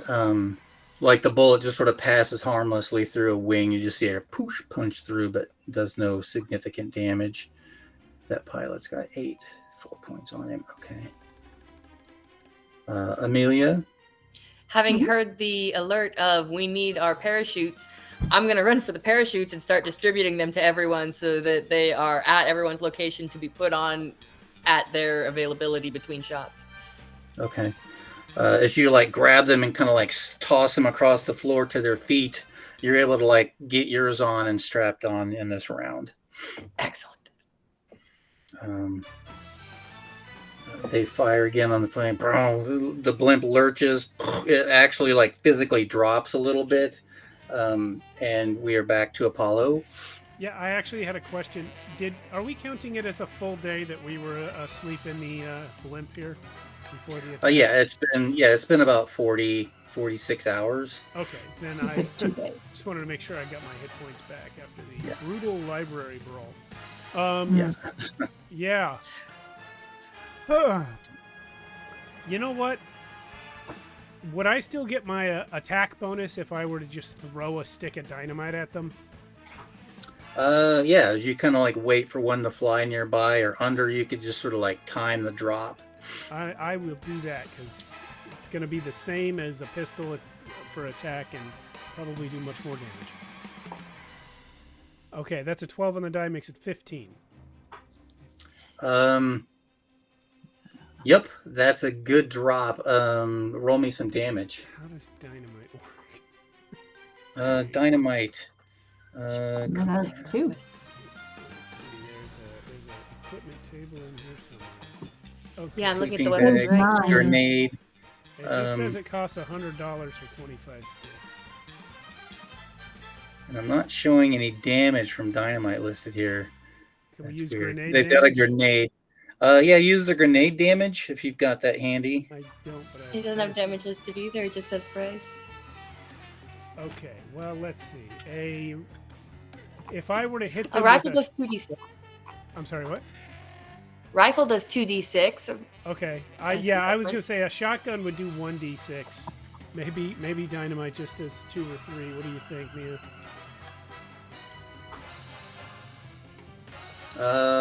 Let's call it, since it is dynamite, let's call it a 4d6. Cool. I'm for that.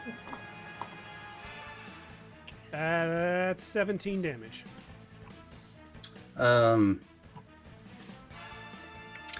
As you see that plane kind of coming, and you're like, and you reach your arm out and you like fling it, and it's sort of like, and the plane's like circling around, and it like kind of like bumps off the fuselage, and then like goes off right by the engine, and this plane's like, the engine explodes and it like nosedives towards the ocean.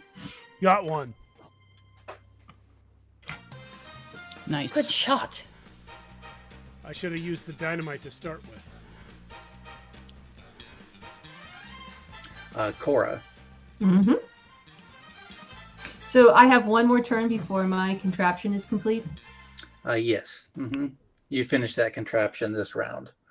All right. Do I need to roll again for that? No. You rolled that earlier manipulation. We'll call that as success. So I just auto succeed. Okay.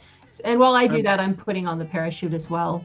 And I will yell forward to Ellen. You're following the plane, right? Not the blimp. Follow that plane. I'm doing the best I can, and the thing lurches again. It You're does. doing She has wonderful been. here. she has banked it slightly south. Yes. Not even I'm Manya. All right. Can I put my parachute on and take my shot? Or We'll call that the other- movement and an action. Yeah. So yeah. okay.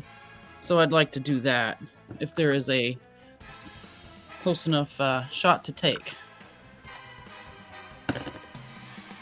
That's a better roll. So that's 14. As you pause for a moment, the plane comes around. You get a good shot off. Ping, and it pings off the motor of the engine of this plane It's a 12. for damage. Yeah. 2 die 6 for the rifle. Okay. You hear the motor go sputter, and a bunch of oil sprays out, and there's a small fire, and smoke is trailing off as this plane now is like making a controlled but rapid descent towards the ground. You've successfully fended off the bad guys, but the blimp is going down. Ellen shouts like, you guys are going to have to jump. The engines aren't reacting. We're going down. I look at my contraption and sigh heavily. which was so beautiful. Should have worked on the engine. Yeah. And I go, well, great send our idea. apologies to Doc Edison. Doc Everett. And I will tighten my parachute strap and head for the exit. During that round, I would have liked to, if I had any time left after distributing parachutes, start going to people's bags that I know were stored and just pull them out into the aisleway so that people can grab them as they go by for the door, theoretically, in case anyone packed something they need. As the blimp like kind of cracks open and tilts to the side, give me a quick dex checks to grab up your personal belongings on the way out the door. 15. 11. Right, Amelia's got her bag. Apollo's got his stuff. That's a 1. Oh, I rolled a 1 as well, but I keep Um, most of my stuff in my backpack. Yeah. I'm gonna say if you're got your backpack on, you'll have to like maybe like shift it around to get that Oh, right, parachute because on. of the parachute. Cora, as you're like as the ship tilts and kind of almost pitches everybody out, your personal things, because Amelia placed them there, kind of like falls out behind the you, out the door with you. You'll have another. I'll give you another opportunity to like catch it midair. If you'd like. Nice. All right. Here we go. Ellen and Lottie are like, they've both jumped out and are now whoosh, have opened their parachutes and are drifting down towards the coast. Yeah, that's going to be a 7. Okay, got that's a nothing. no. Before anyone else pops their chute, do you want to try and grab Cora's goodies or watch them? Yeah, plunge if I into noticed the it ocean? sliding past me No, after I it's set fine. it down, No, let I'd it go. It's try funny. and catch it. So like Yeah, I Amelia's got assume something. Sorry, go ahead, Cora. Sorry. Oh, I was just going to say, I assume that I kept like my personal stuff that's on me. You know, my gun, my knife, my flask, my cigarette case, and I'm just losing like my backpack with stuff, basically. Yeah, like extra Or clothes and yeah. or yeah. Yeah, there's some stuff in there, but that's fine. Yeah, and I always have my core box of equipment. dynamite on me. Well, yeah. Oh, yeah. Here's Yeah, it's the like in fun a thing. satchel. Yeah. Like Here's a the fun thing canvas about satchel. Apollo Johnson versus everyone else who was taking turns. I never put on a parachute. Okay. But I brought it to you, so it's right next to you. It's near me. Do I have time to like try and get it on? Since the ship kind of like lurches and dumps you out, the parachute is like you're falling and it's like nearby. You'd also give me a dex check to like do that aerial maneuver to kind of squirrel towards it, flying That's going to towards be it. a 6. The good news is I take half fall damage. Okay, you're unable to grab the parachute initially. You'll have one more chance, Apollo, to grab that on the way towards, anyone else watching Apollo struggle?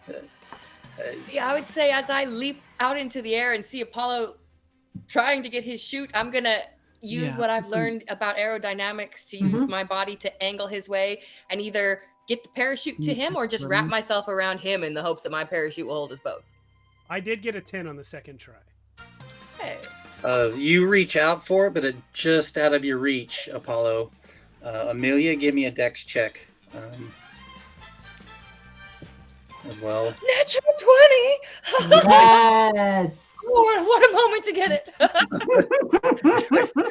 You kind of like do that maneuver. You like lay yourself flat. You kind of like swoop over with one hand. You grab Apollo and pull him along to right where his parachute is.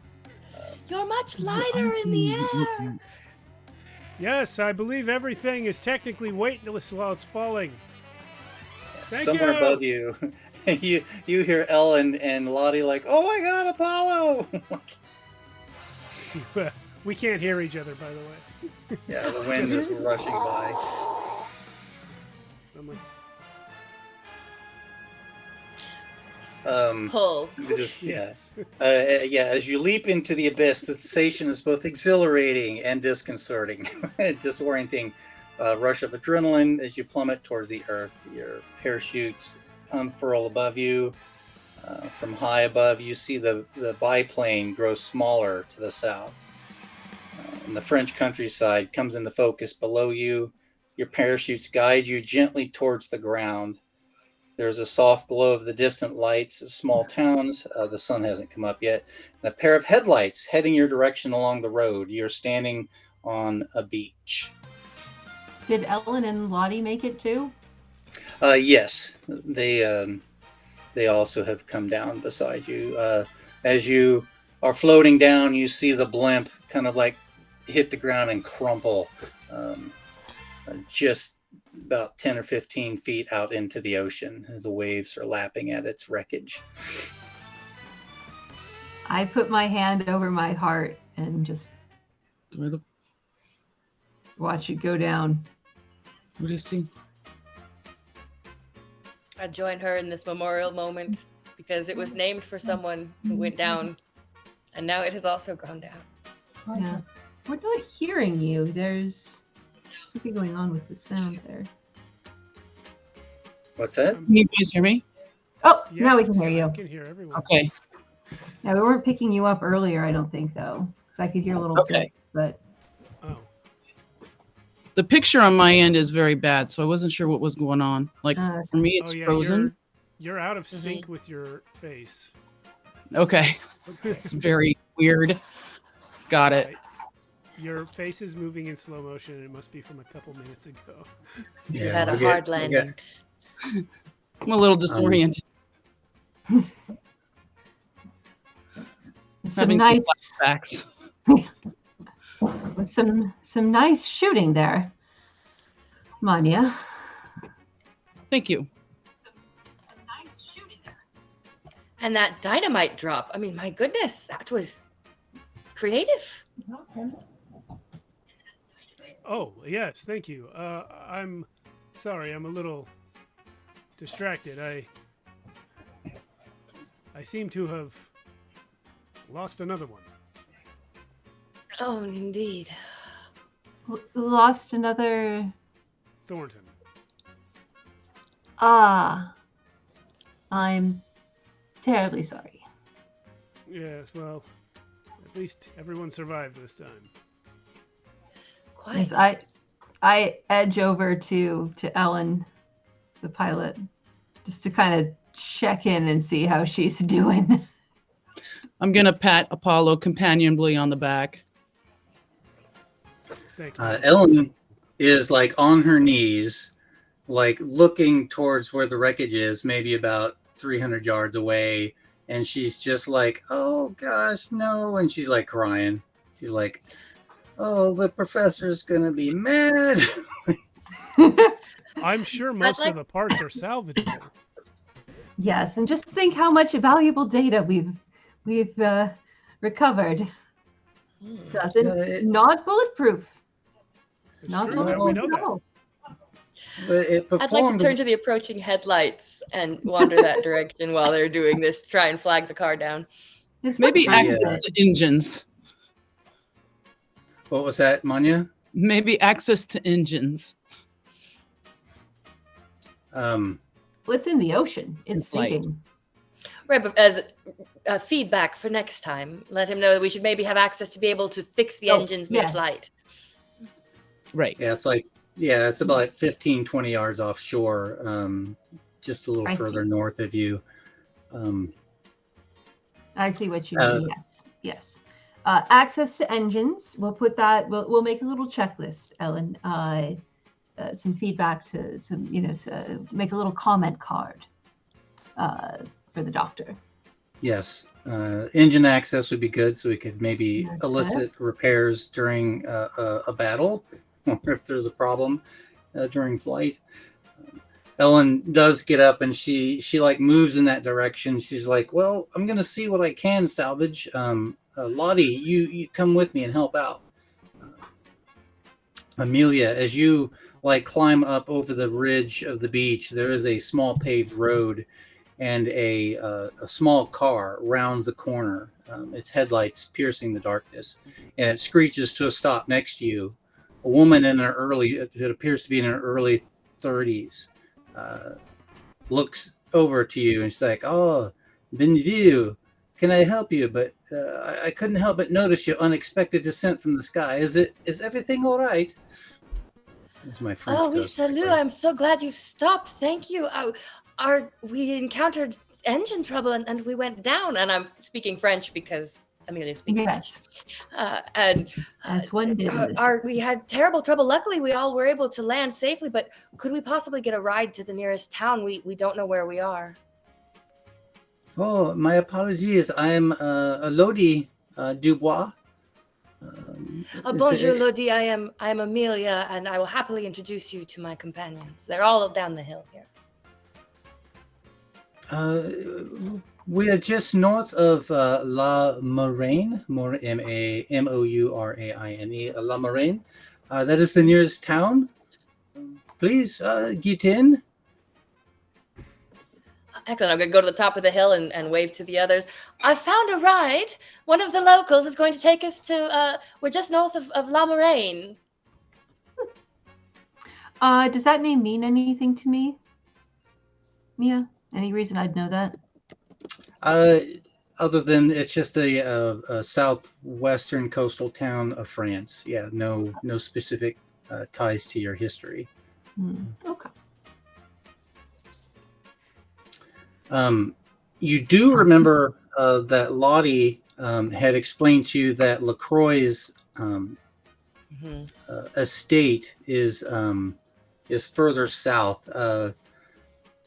My apologies. Let me get that name. The estate is near Le Bernard. About 50 miles. Yeah, about 50 miles south from your current location. Indeed, Amelia is assuming that the LaCroix estate is the one who sent the biplanes to take us off the tail, and that's where the other biplane is headed. So didn't we take down both? Oh, we took down both of the shooters, but the main plane escaped. Just checking really quickly, the main blimp is still going, right? Yeah, it's still passing over France, and its final destination is Munich. Yeah. Do we know that information? I assume we would have known. It's a public passenger plane. I'm sure at some point in the night we were able to get access to that info. Okay.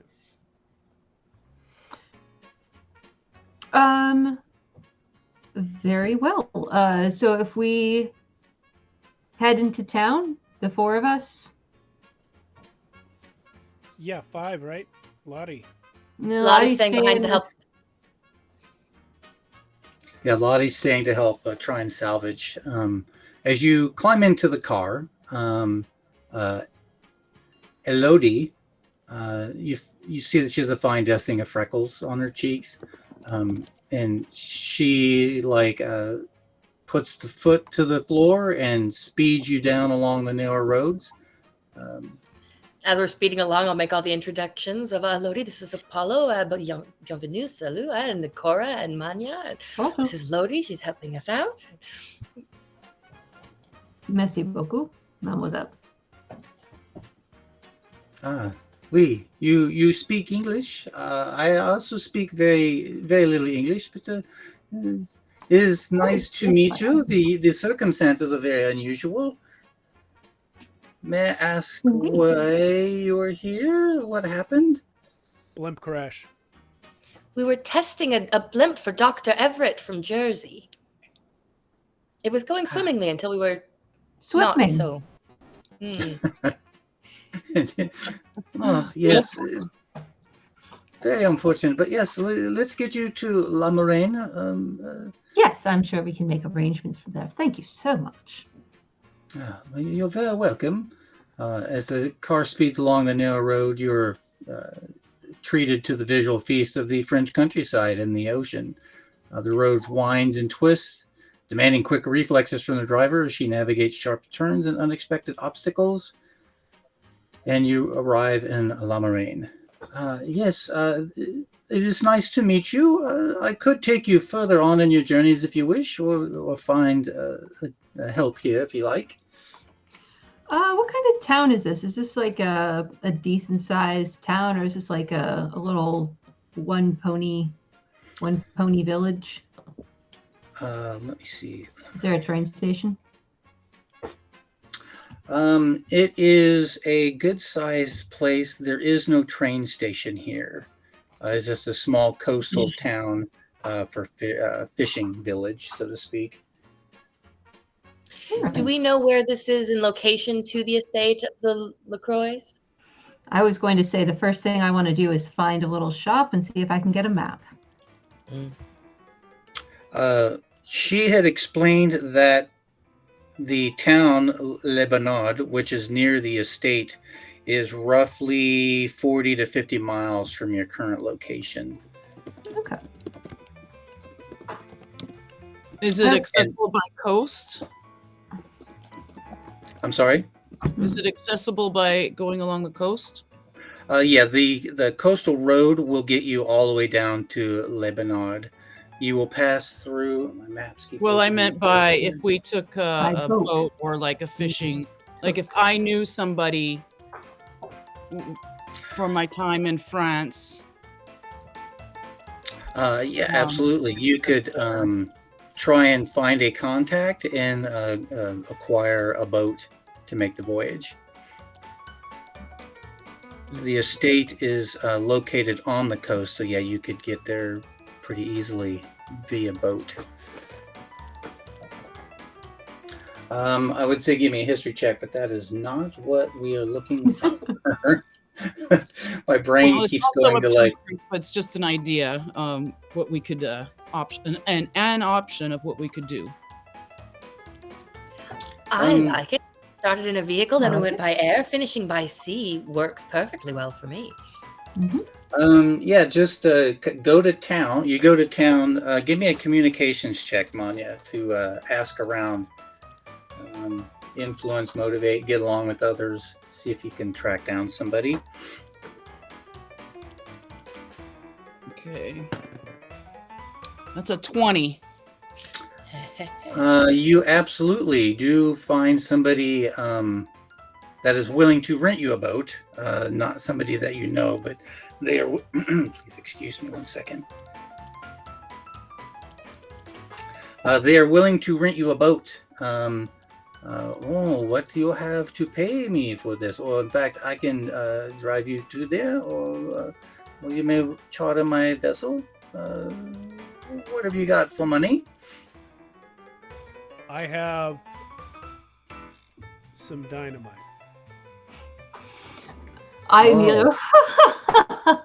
He's so funny. Good for fishing. Yeah, I was going to say that can come in very handy for fishing. He stones the fish, they float to the top. Makes life much easier. Yeah, that's what I heard. I will. I've got to be wearing some very nice earrings. I will sigh and take them off.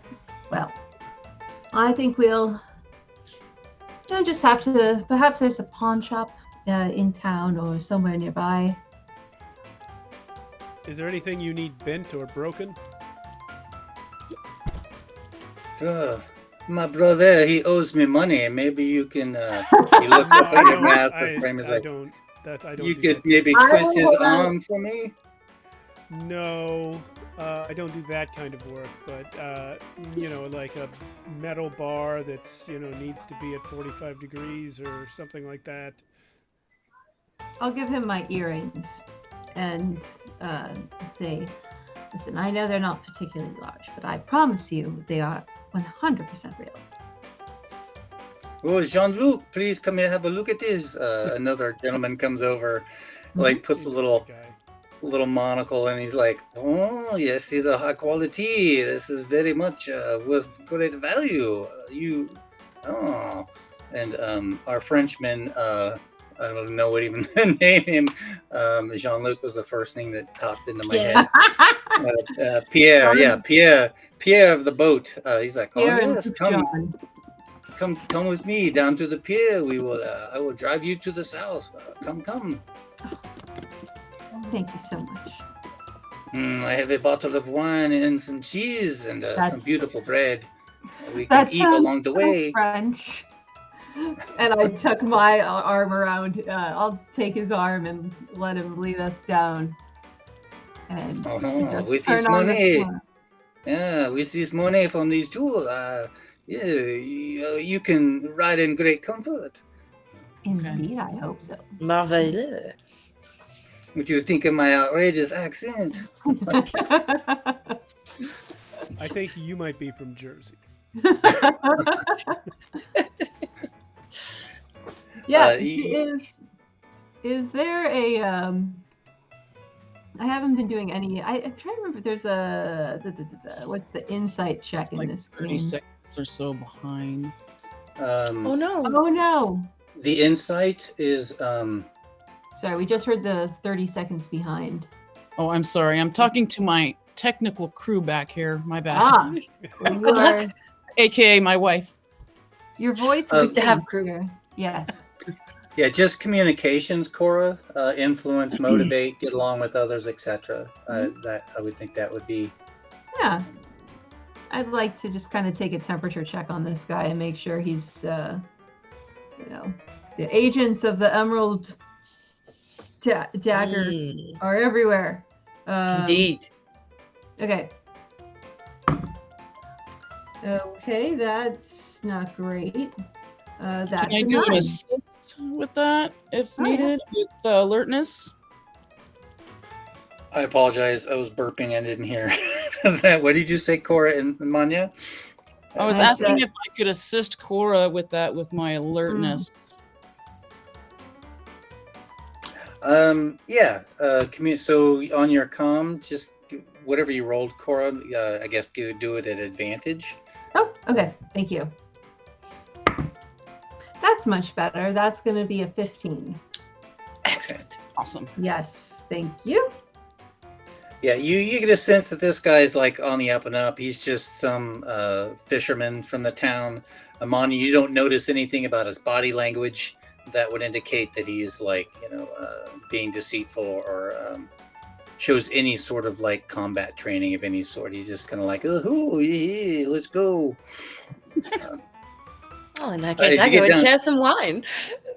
As you get down to the pier, he leads you to his fishing trolley.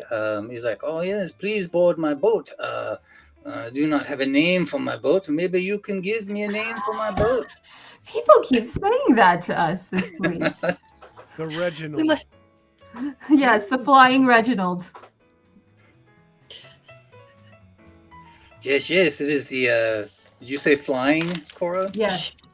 It is So the you flying have- Reginald. I named it after my father. God rest his soul. What is?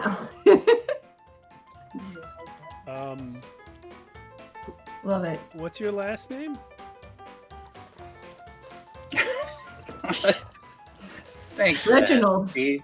Yeah, Of Yes, the No. boat. So, the boat. yes, my name is Pierre Lebeau. Okay, just Lebeau. wondering. All right. Almost Lebeau, but Lebeau. The boat. Love it. Wait. Please, cast off the mooring line and we will be on our way.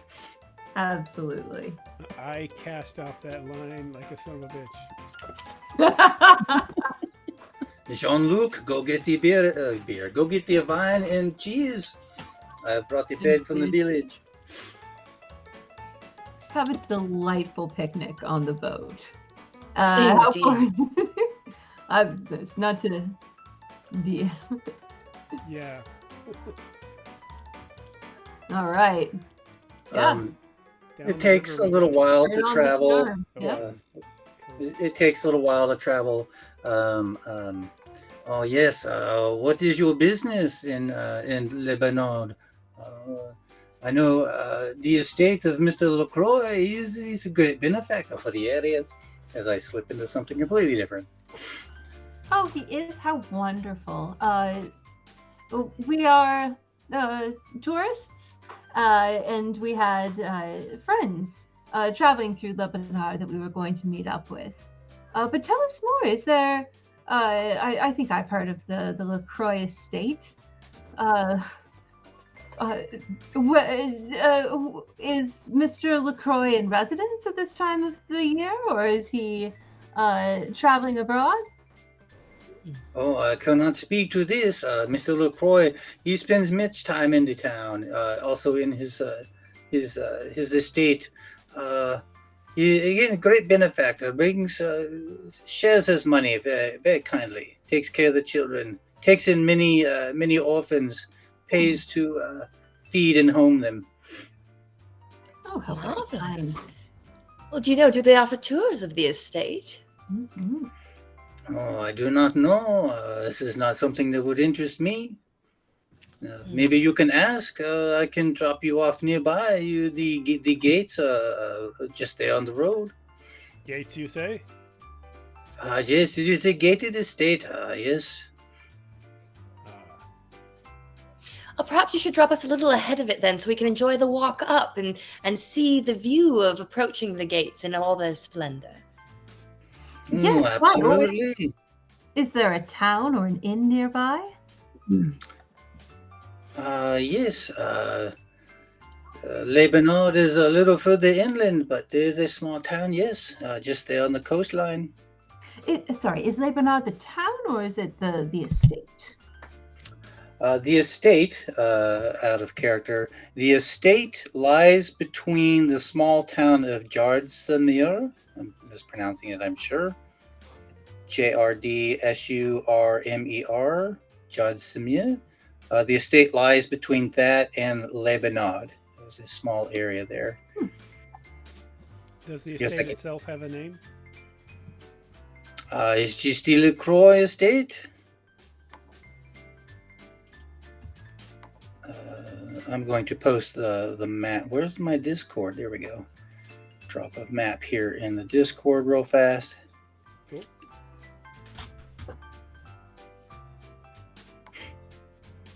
Right there at the very bottom.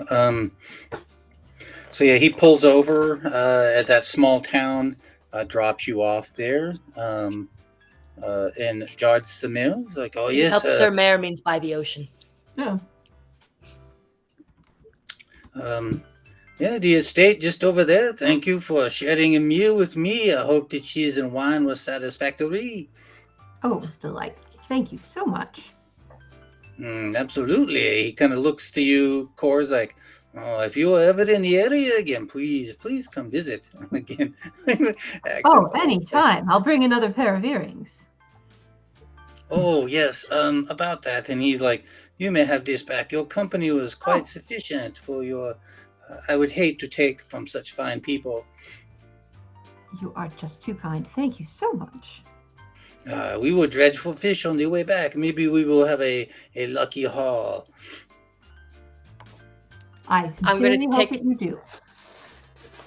I'm going to go to Apollo and see if I can talk him out of a stick of dynamite to leave with the fishermen as a token gesture for their fishing trip on the way back. I thought we already agreed to that. Yeah, I definitely gave him a stick of dynamite when we got in. Excellent. Give him These will one. come in handy, yes. There's a small lake. We will go catch lake fish with this. And I will give him a chaste little kiss on the cheek. Well, that is for luck as well. Oh, madame, you flatter me. Oh, have a good day. Au revoir, monsieur. A bientôt. It takes you a little bit of time, maybe about half hour, to walk to the estate. By now, it is like midday. After all of that, as you approach the ornate iron gates that bear the family crest, a serpent coiled around a sapphire gem bars easy entrance via the road. So well, this can't be the right place. It's a sapphire, not an emerald. Ah, the emerald ravens are a branch of the sapphire serpents. Oh, well, in that case, this is definitely... They're not very good at being a secret society. I mean, I don't mean to criticize. Azure serpents. Indeed. The sapphire was in the American branch. There was a variation. Oh, did they change it when they brought it to America for American audience? The Sapphire Society, that's what it Yeah, was. they didn't think anyone would know what a philosopher's stone was. So Okay, so backing up, GM question: are you just going to march right up to the gates, or give it like a scouting out, an investigation from the distance? Right. I was gonna suggest we not just. Yes. I Scouting don't is want to good. just yes. roll Mommy up would to the very villain's much house. like to be a little bit sneaky here. No, that was why I Roll suggested on the it. boat drop us farther back so we didn't necessarily get seen. Yeah. So we could say maybe you've like found a nearby hill that you've perched on, allowing Manya an opportunity to like scope it literally out and also get a look at it with binoculars by the others. So What do we see? whomever is looking through the binoculars and Manya, give me a perception. I can't want to say perception, an alertness check. I'm a little To alert. Is anyone terribly spot. alert? I'm only a little alert. I have 2 alertness, but I have no binoculars. Well, I only rolled an 8. Okay. Can I assist? Somebody. What's that? Can I assist? What, does anybody have binoculars they can lend me? I would say somebody does. There was a pair that somebody was using back on the Thornton. Yeah. Well, I rolled a nat 20 and I have +2. Hey. All right. Manya is looking about. She gets a good look at the actual facility. You see the combination of natural barriers like high hedges and dense woods that surround the area, as well as the property fencing as she is scoping out that stuff, Apollo, you see that there are guards walking the grounds. They seem to be kind of like walking in a counterclockwise fashion, just kind of like walking the fencing, allowing for a pretty good gap between. Do any of them pass under any precariously perched boulders? No, there are some trees that they pass nearby. Yeah, but I don't think I want to rip up any trees today. Yeah, so I describe what I see. I think we can get in the breaks between their patrols. Excellent. Bit of a gap. Do we all want to go in, or do we want to have somebody on the outside? Manya, with that rifle of yours, you might be the person to stay outside if that's what we choose to do. Yes. I'm more useful up close. Yes. As am I. Yes, and I'm really here to hopefully get a look at things and or dig into them, so up close is needed. Yes, and to be clear, we're here to find Lorelei and stop her from making this immortality potion. Is that? Well, there's this elixir of life. We need to know what that ingredient is that she procured, whether Henry is still taking it and alive as well, or if he is in fact old at this point. If he's young, that's going to be a major red flag. It's a question of, we're chasing Lorelei down, and she tried to kill us simply for knowing she exists. I suppose it does suggest that there's a bit of self-defense involved. Yes. Though we have chased them an awful long way. Where I come from, what they would say is she started it. So the plan is to like breach the wall and sneak in between the gaps of the patrolling guards. Mm-hmm. And Manya, you're going to maybe take position in a high tree or something nearby to like shoot anybody that might come at them unexpectedly. Is that what I'm gathering? Well, I'm trying to think about how I would know they were coming at them in this, I assume, large place. What does the outer wall look like? It's a stone wall that stands about 9 feet high at certain areas. Easy enough to breach by climbing a nearby tree or even scaling the wall itself. The actual house on the estate is slightly over a hill. You could just sort of like see the roof from the position you guys are on the hilltop. I'd rather be closer than further away in case they need backup. And I would need to know where they are. And given the time period, maybe I need to follow, but at a distance. Okay. Especially as she doesn't know about you. Lorelai's familiar with the three of us, but she wouldn't be expecting us to have a fourth. Perhaps we should take out a guard and I could procure the clothing. I look at Apollo. Do you think you can find, and back to mine is like, do you think you can find something in his size? Well, I saw the two guards. Can I find something in Manya's size? I say yeah. Manya's about average size, whereas you are large. Yeah. So yeah, if you breach the wall and kind of hide out in some bushes and wait for a guard to come by, you may ambush them. Now you keep saying breach. I could just hop over the wall, right? I don't have to. Well, break yeah, it. Okay. yeah, no breaking. I apologize. Yeah, if you just I breach the defenses by climbing the wall. Okay. So give me a hide check, a stealth to like kind of hunker down in the bushes, Apollo, before you jump somebody. 17. All right, you are well hidden. And this guy comes along and he's got a little cigarette and he's just like, oh, I cannot believe that that she showed up in that plane. Oh, so unexpectedly. And dragging on his cigarette, and he slowly walks past. And suddenly gets hit in the face with a crowbar. Krang. Give me an advantage attack on that since he's unexpected. Okay, so 14 plus 3 and plus 1 for strength. 18 to hit.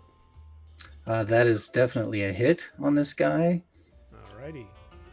We'll call that club damage, which is 1d4. Yeah. Ugh. You feel like, I don't know. I feel like if you hit someone by surprise with a crowbar in the head as hard as you can, it's more than 1d4. But let's see what he gets. Yeah. 2 damage. 2? Okay, Yeah. that'll work. I was going to say, just don't roll a 1 and you'll successfully conk him out. Yeah. Since it's unexpected, you just sort of like walk up on Krang. He's like, oh, I cannot believe you bonk. Yeah, So, some oh, of it the just- numbers in this system are wild. You don't have to be a strong man to kill somebody with a crowbar. Just gotta aim it right. Yeah. I got him. All right, he's out. I'll throw his body over the wall real quick, and then I will strip him. Oh my gosh. As he flies over the wall. He's I like, do have a rope. Well, I just don't Don't want to like we're currently me and the unconscious man are inside the complex. I just want to get him out of sight of any other guards Fair before enough. I start taking his clothes. So I'll just toss him over the wall real quick. Yeah, I imagine we'd be waiting to catch him so that he doesn't Yeah. just thunk to the ground. It's Yeah. what, like an 8 or 10 foot wall? yeah. Yeah, I can just push him over. It's no big deal. And yeah, Amelia and the others kind of like catch him, sort of guide him gently to the ground so his neck doesn't break or something like that. And Manya is able to acquire the clothes and switch out and look like one of the guards. I'll take some strips of rope and bind this guy just in case he wakes up while we're doing this, or while we're in later. Yeah, maybe gag him as well. Put him in some Push him in the bushes. bushes. So on the other side, so from there, you each cross over into the compound.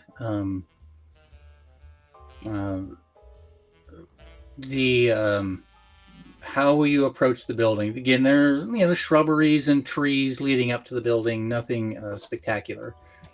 Not much to hide behind. Well, I guess what's the point of having Manya in a guard costume if we don't all act like she's captured us? I was It's gonna a say classic. something to that effect. Yeah. Or at Okay. least if I can distract guards as we progress. That's smarter than what I said. Yeah. So she's marching you basically straight to the manor house, the estate.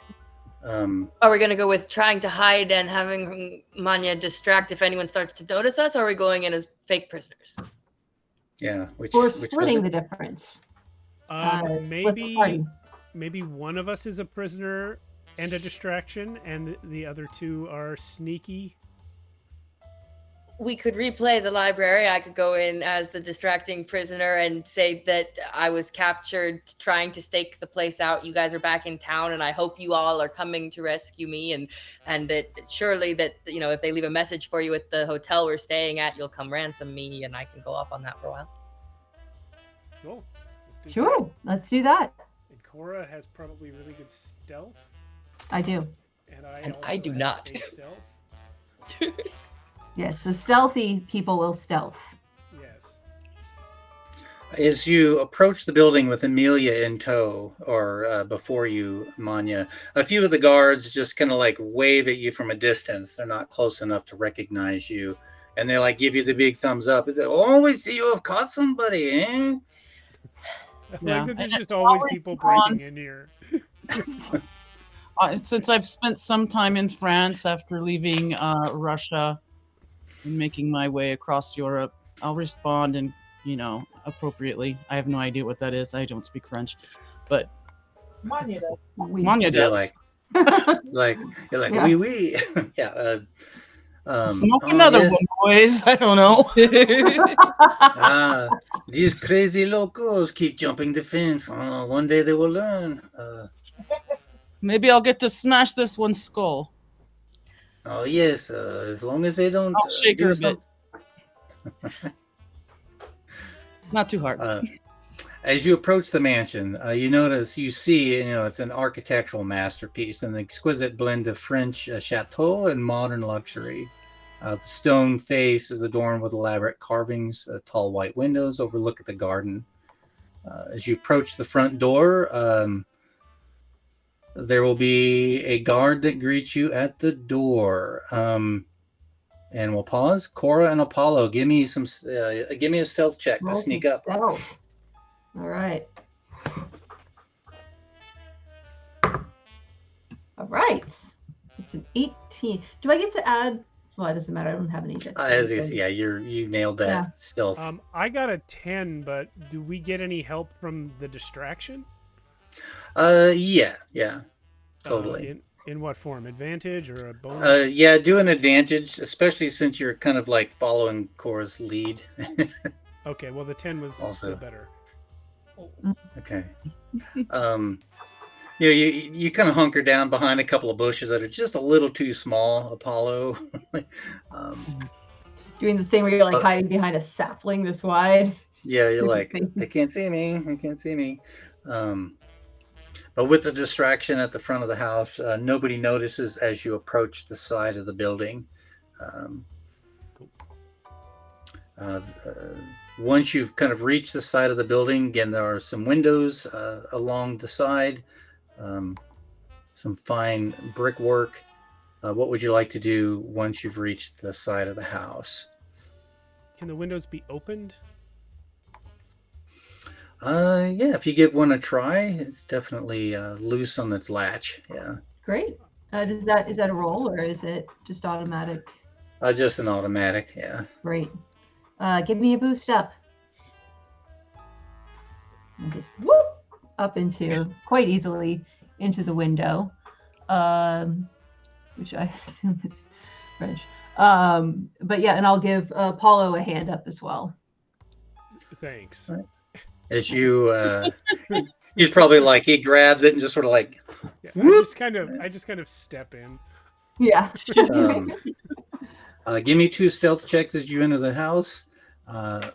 Manya, as you greet the guard, he's like, "Oh, who are you? You must be new." Well, yes, see you- I am Francois Croissant. I am new.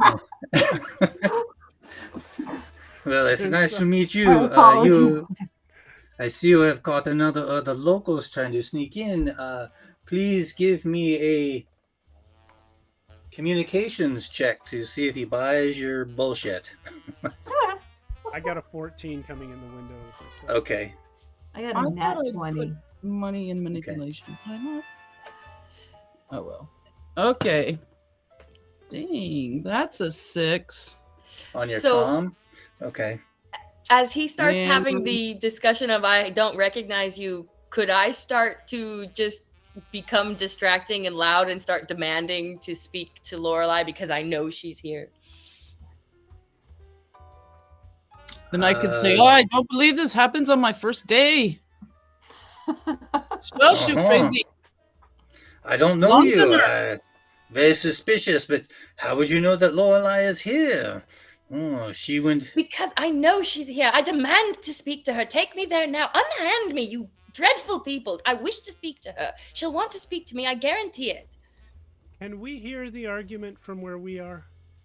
Yes, very loud. You guys have kind of like come into a study. There's like a chair. There's a fireplace that's not lit. A small rack of books, but that doorway out leads right into the main hall, which is just off the front of the building, and the front of the house is open. What would This it is take dark. for me to get behind this man and clamp my hand over his mouth before he can make any more noise? Aren't there 2 of them? I got There's just the arms. one. There's this one guard there. Yeah. Oh, okay. All right. Give me another stealth check to sneak up behind him while he's like, oh yeah, Lorelai knows nobody should know that she is even here. She's not been here for many years. How would am, you I even still, know? am I still getting advantage from the distraction? Yeah. Well, good, because that makes it an 8. Oh, good. Just as you like go to like reach him, like you're so concentrated on going to grab him, like your elbow like bonks a vase on a table, and it goes runka runka runka in place, and the guy's like, oh, looks right That over was his a warning shoulder. shot. Yeah. Right in the face. I'd like to clock him at the same time with my elbow because I can see Apollo coming, I assume. Yeah. Apollo, roll that attack. Manya, roll your attacks. Both at advantage since this dude's totally distracted in two Is different this directions. strength then? Yeah. ATK on Melee strength. Oh. So mine came out 15, 16. To hit. That's a solid hit. Mine's 15. I'm sorry. Excuse me. Do I roll the die 20 for strength first and then an attack roll? Just your straight attack, which is +2, it looks like. To my die 20. Yeah. that right? Mhm. Okay. Mhm. So that is a 16. You guys like head vice this guy, and we're not even gonna roll damage on that. He just drops, and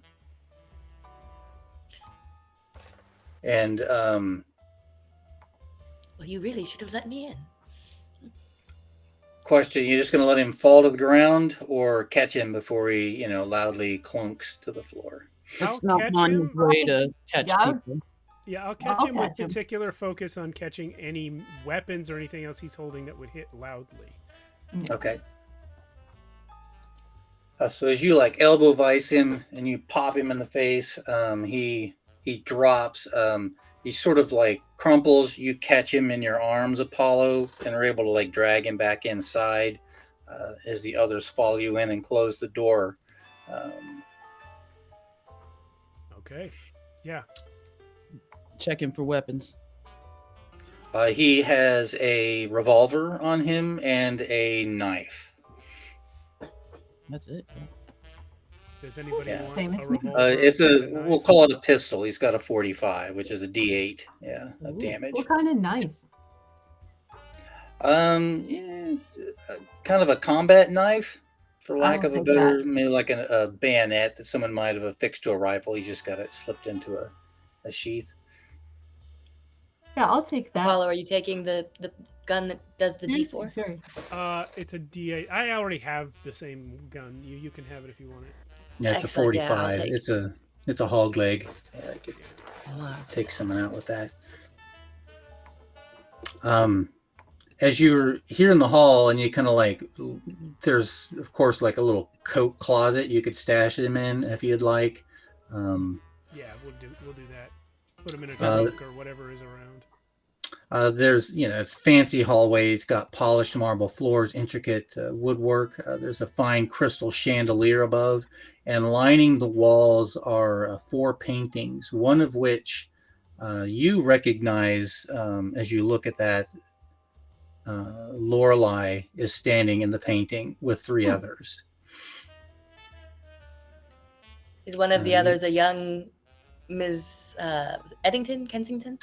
Yeah, as you walk over and take a quick look, you recognize Miss Kensington, but she is younger. There's a brass plaque that dates the painting as 1887, listing the individuals as William Kensington, Isabella Kensington, Lorelei Montague, and Monsieur Henry Lacroix. Sorry, Visible in the last name? painting, Henry Lacroix, Oh, I guess the second to last name.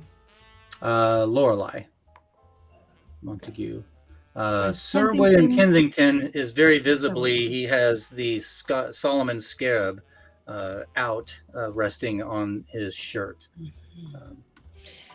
And that's the man who, when he died, the scarab was then given to the monkey who was back with Miss Kensington, yes. Yeah. Mhm. Lady Kensington. As you are walking about, give me a DC of 11 search check. Alert?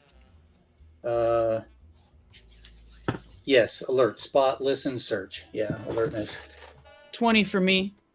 Oh, gracious. Okay. 14. 13. I'm too distracted by the Okay. something. As you are kind of like looking around in Petrov, you are like, oh, this wood panel here seems to be slightly out of place, and you kind of press on it, and it slides to the side, revealing a secret passage Sweet. behind Hate the wall. secret passages. They're always so small. I love them. Oh, right. I apologize. Yes, this will be a tight squeeze. Maybe if I turn sideways. Sometimes it's like they're not wide enough to crawl in, but they're not tall enough to stand up in. The passageway is, Apollo, you're gonna have to like turn sideways to slide down through this. The others, it's a little cramped to get through. Towards the end of this, you can see a spiral staircase leading down. Well, this does seem to have The our name underground. on it. The underground chamber was where they were doing things at their New York location. Down looks good. Yes. Seems like that's where we go. Mhm. Oh, we did close the secret door after we came in, right? Yes, indeed, I did. Yes. As you spiral down the staircase, it leads into a small compartment room, and there is it's dusty and dark, but there is a smear of something thick on the floor. Looks like it could be blood. It seems to have oozed under the wall.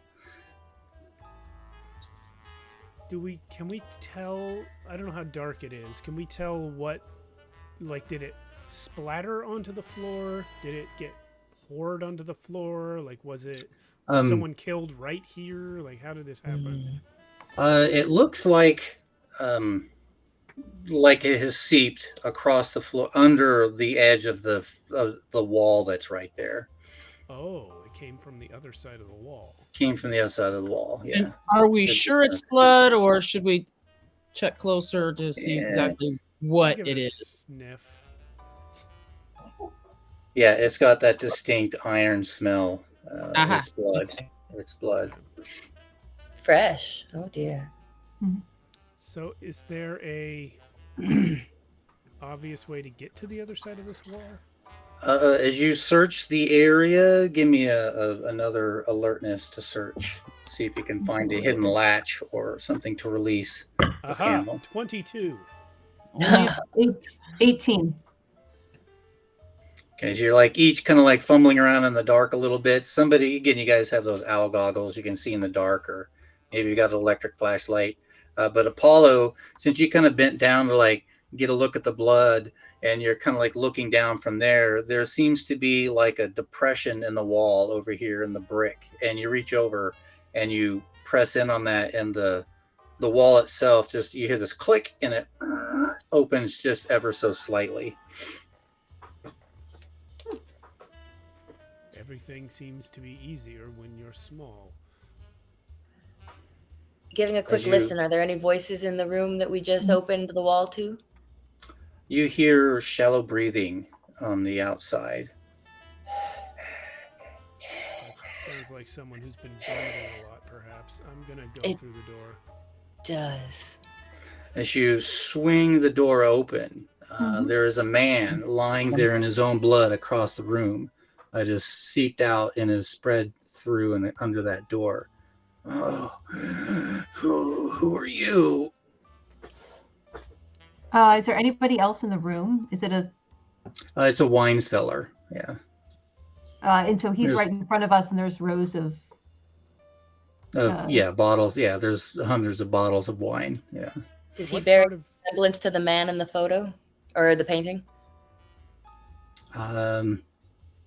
It looks like Henry LaCroix, but an aged Henry LaCroix. You can tell he's got a very distinct blue eyes, He piercing didn't blue. get the elixir.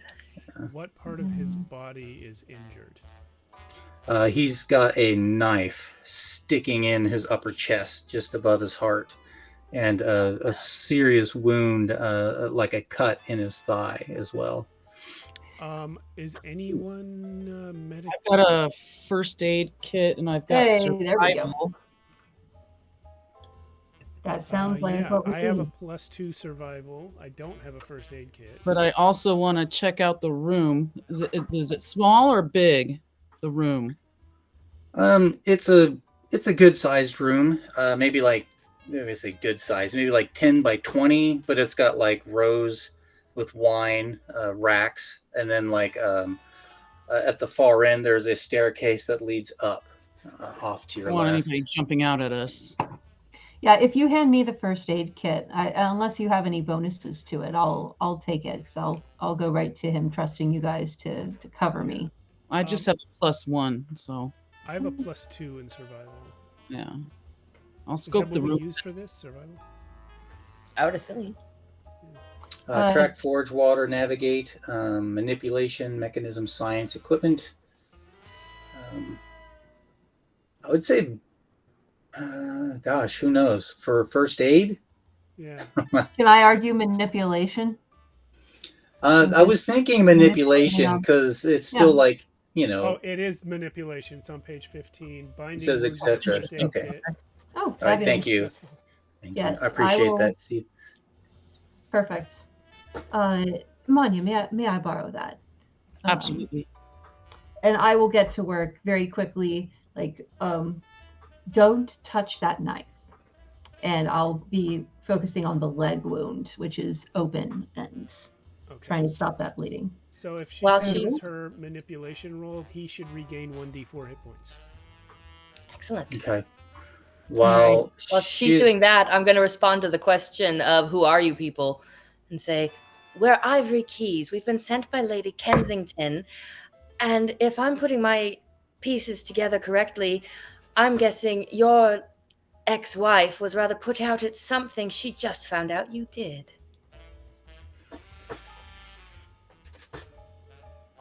While he's Right. chewing on that, I rolled an 18 for my first aid check. Right, you're able to dress his leg wound really well. He's really pale. His if you like check his pulse, it's really shallow and weak. I know, Amanda, you said you were kind of check out the room. Give me a alertness roll.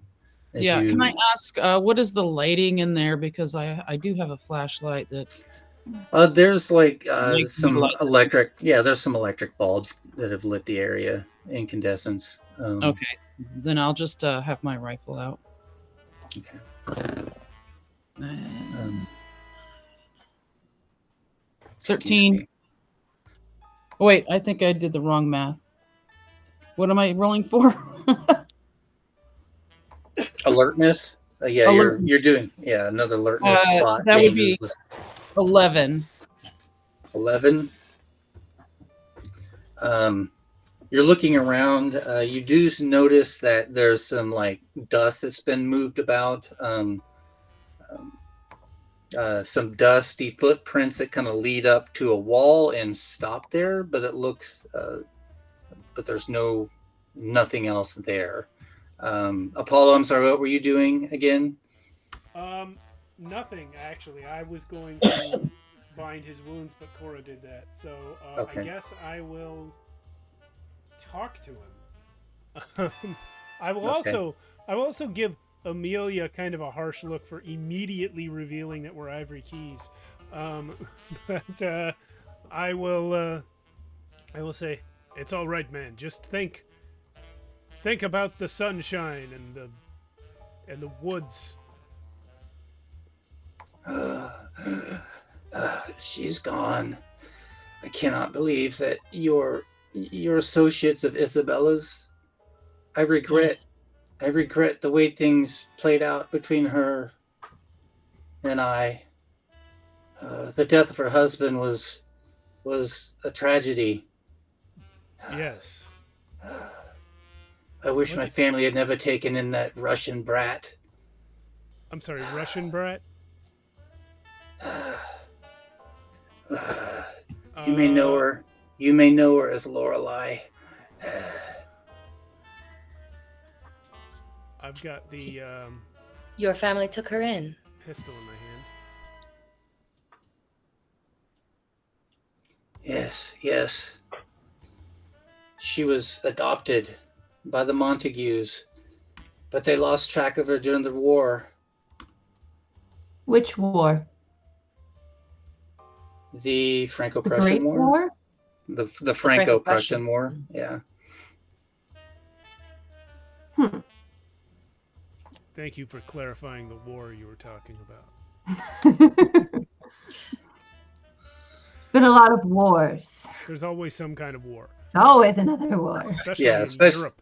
Yeah, and they all sort of start for the same goofy reasons, like allies falling and yada yada.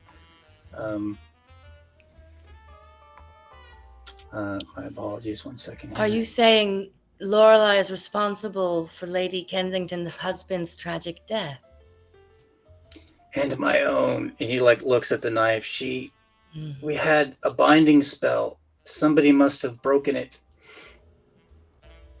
A binding spell on what? On her, that she could not harm me. She got a hold of the scarab. Would that have broken it? No. Somebody must have removed her letter from the tome. What letter?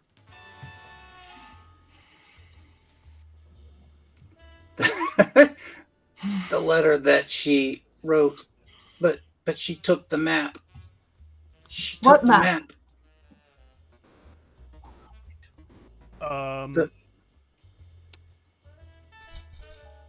Do you have any other spells, like maybe anti-knife wound spells? Yes, I can staunch the bleeding, but I cannot replace the lost blood.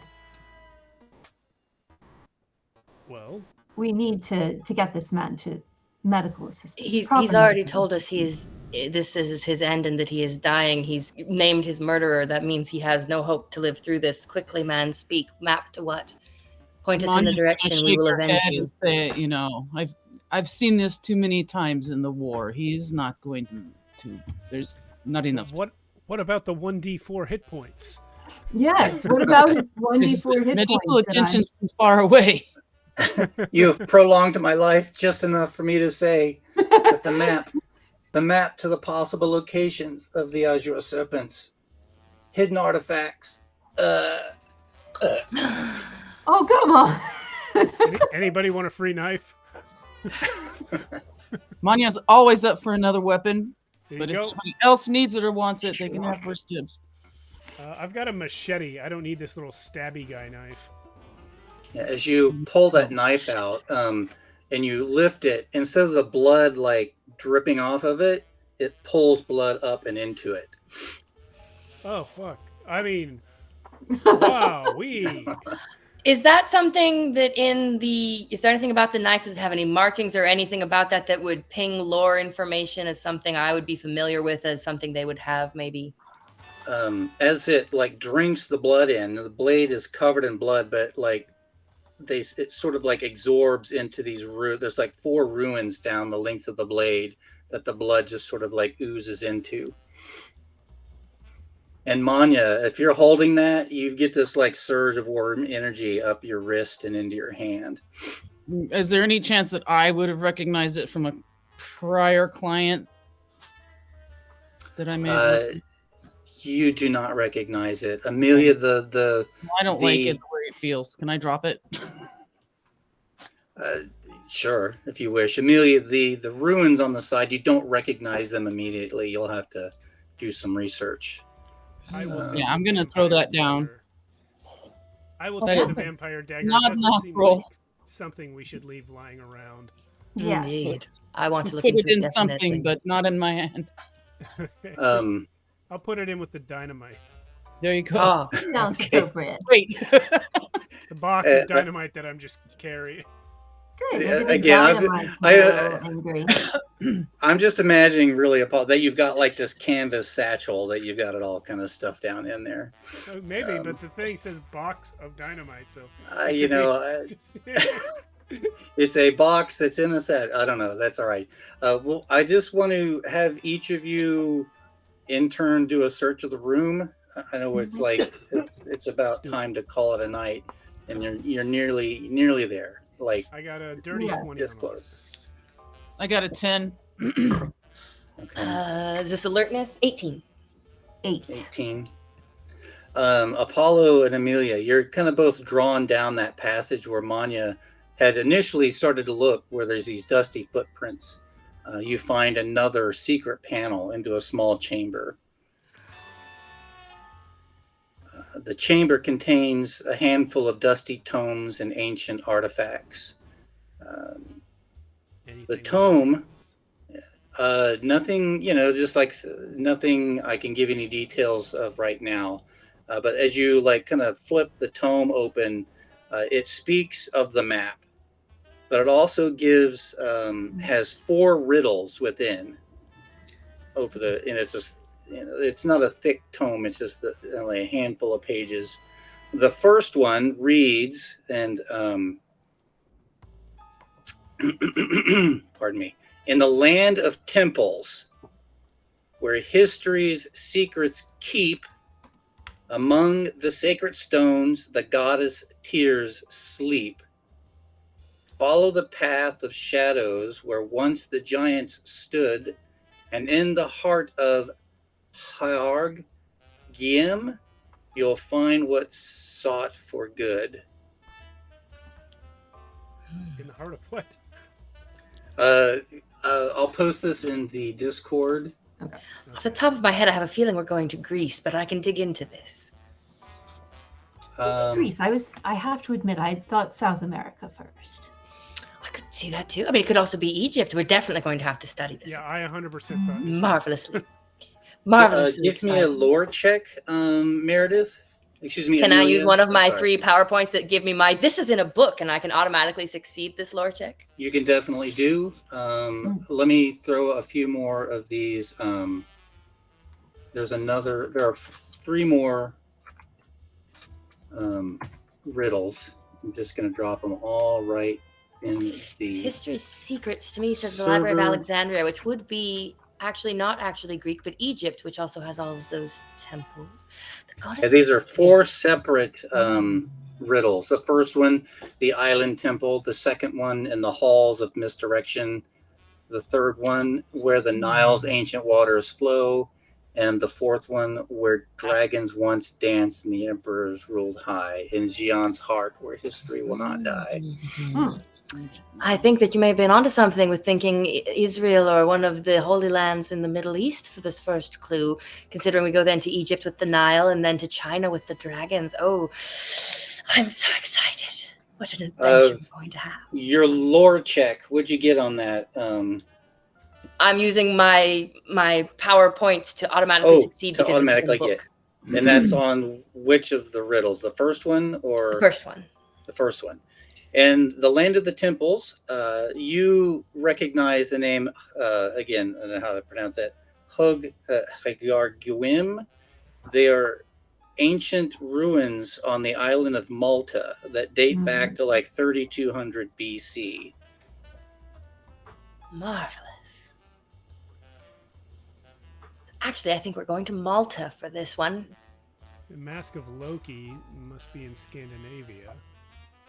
Indeed, I agree with you on that. The third one actually names Upper Egypt. Bathed in the sun god's light, indeed. Ra. Yeah, and then the fourth one looks like maybe China. It does. Xi'an's heart, most likely, maybe, is that where the Forbidden City lies, potentially? The Lantern of Shadow. Okay, never mind. Oh, yeah, no, I'm wildly Let's do our investigating next week. Indeed. Yeah, I was going to say, as you are like thumbing through this tome, kind of maybe like throwing the artifacts and other books into your bags to go, you hear the thump, thump, thump of people coming down the stairs in the wine cellar behind you, and we'll stop there. Okay. All right. Thank Great you, Mia. game. This You're is a great welcome. one. I can't wait to punch some more guys. Yay. Yeah, thanks everyone for watching. We have one more of these next Monday, and in between then and now, on Friday, we will have a Cities Without Number one-shot featuring our whole regular Arconia crew plus Sarah in a brand new setting created by Matt called Midlight City. So we'll see you guys then, and then again. And then the following Monday, And again. we have Wylock coming to run Neon Skies for us. Yay. So that'll Yeah. be great. All right. Very cool. Very cool. Good night, everybody. Good night. Good night. Thanks for joining us.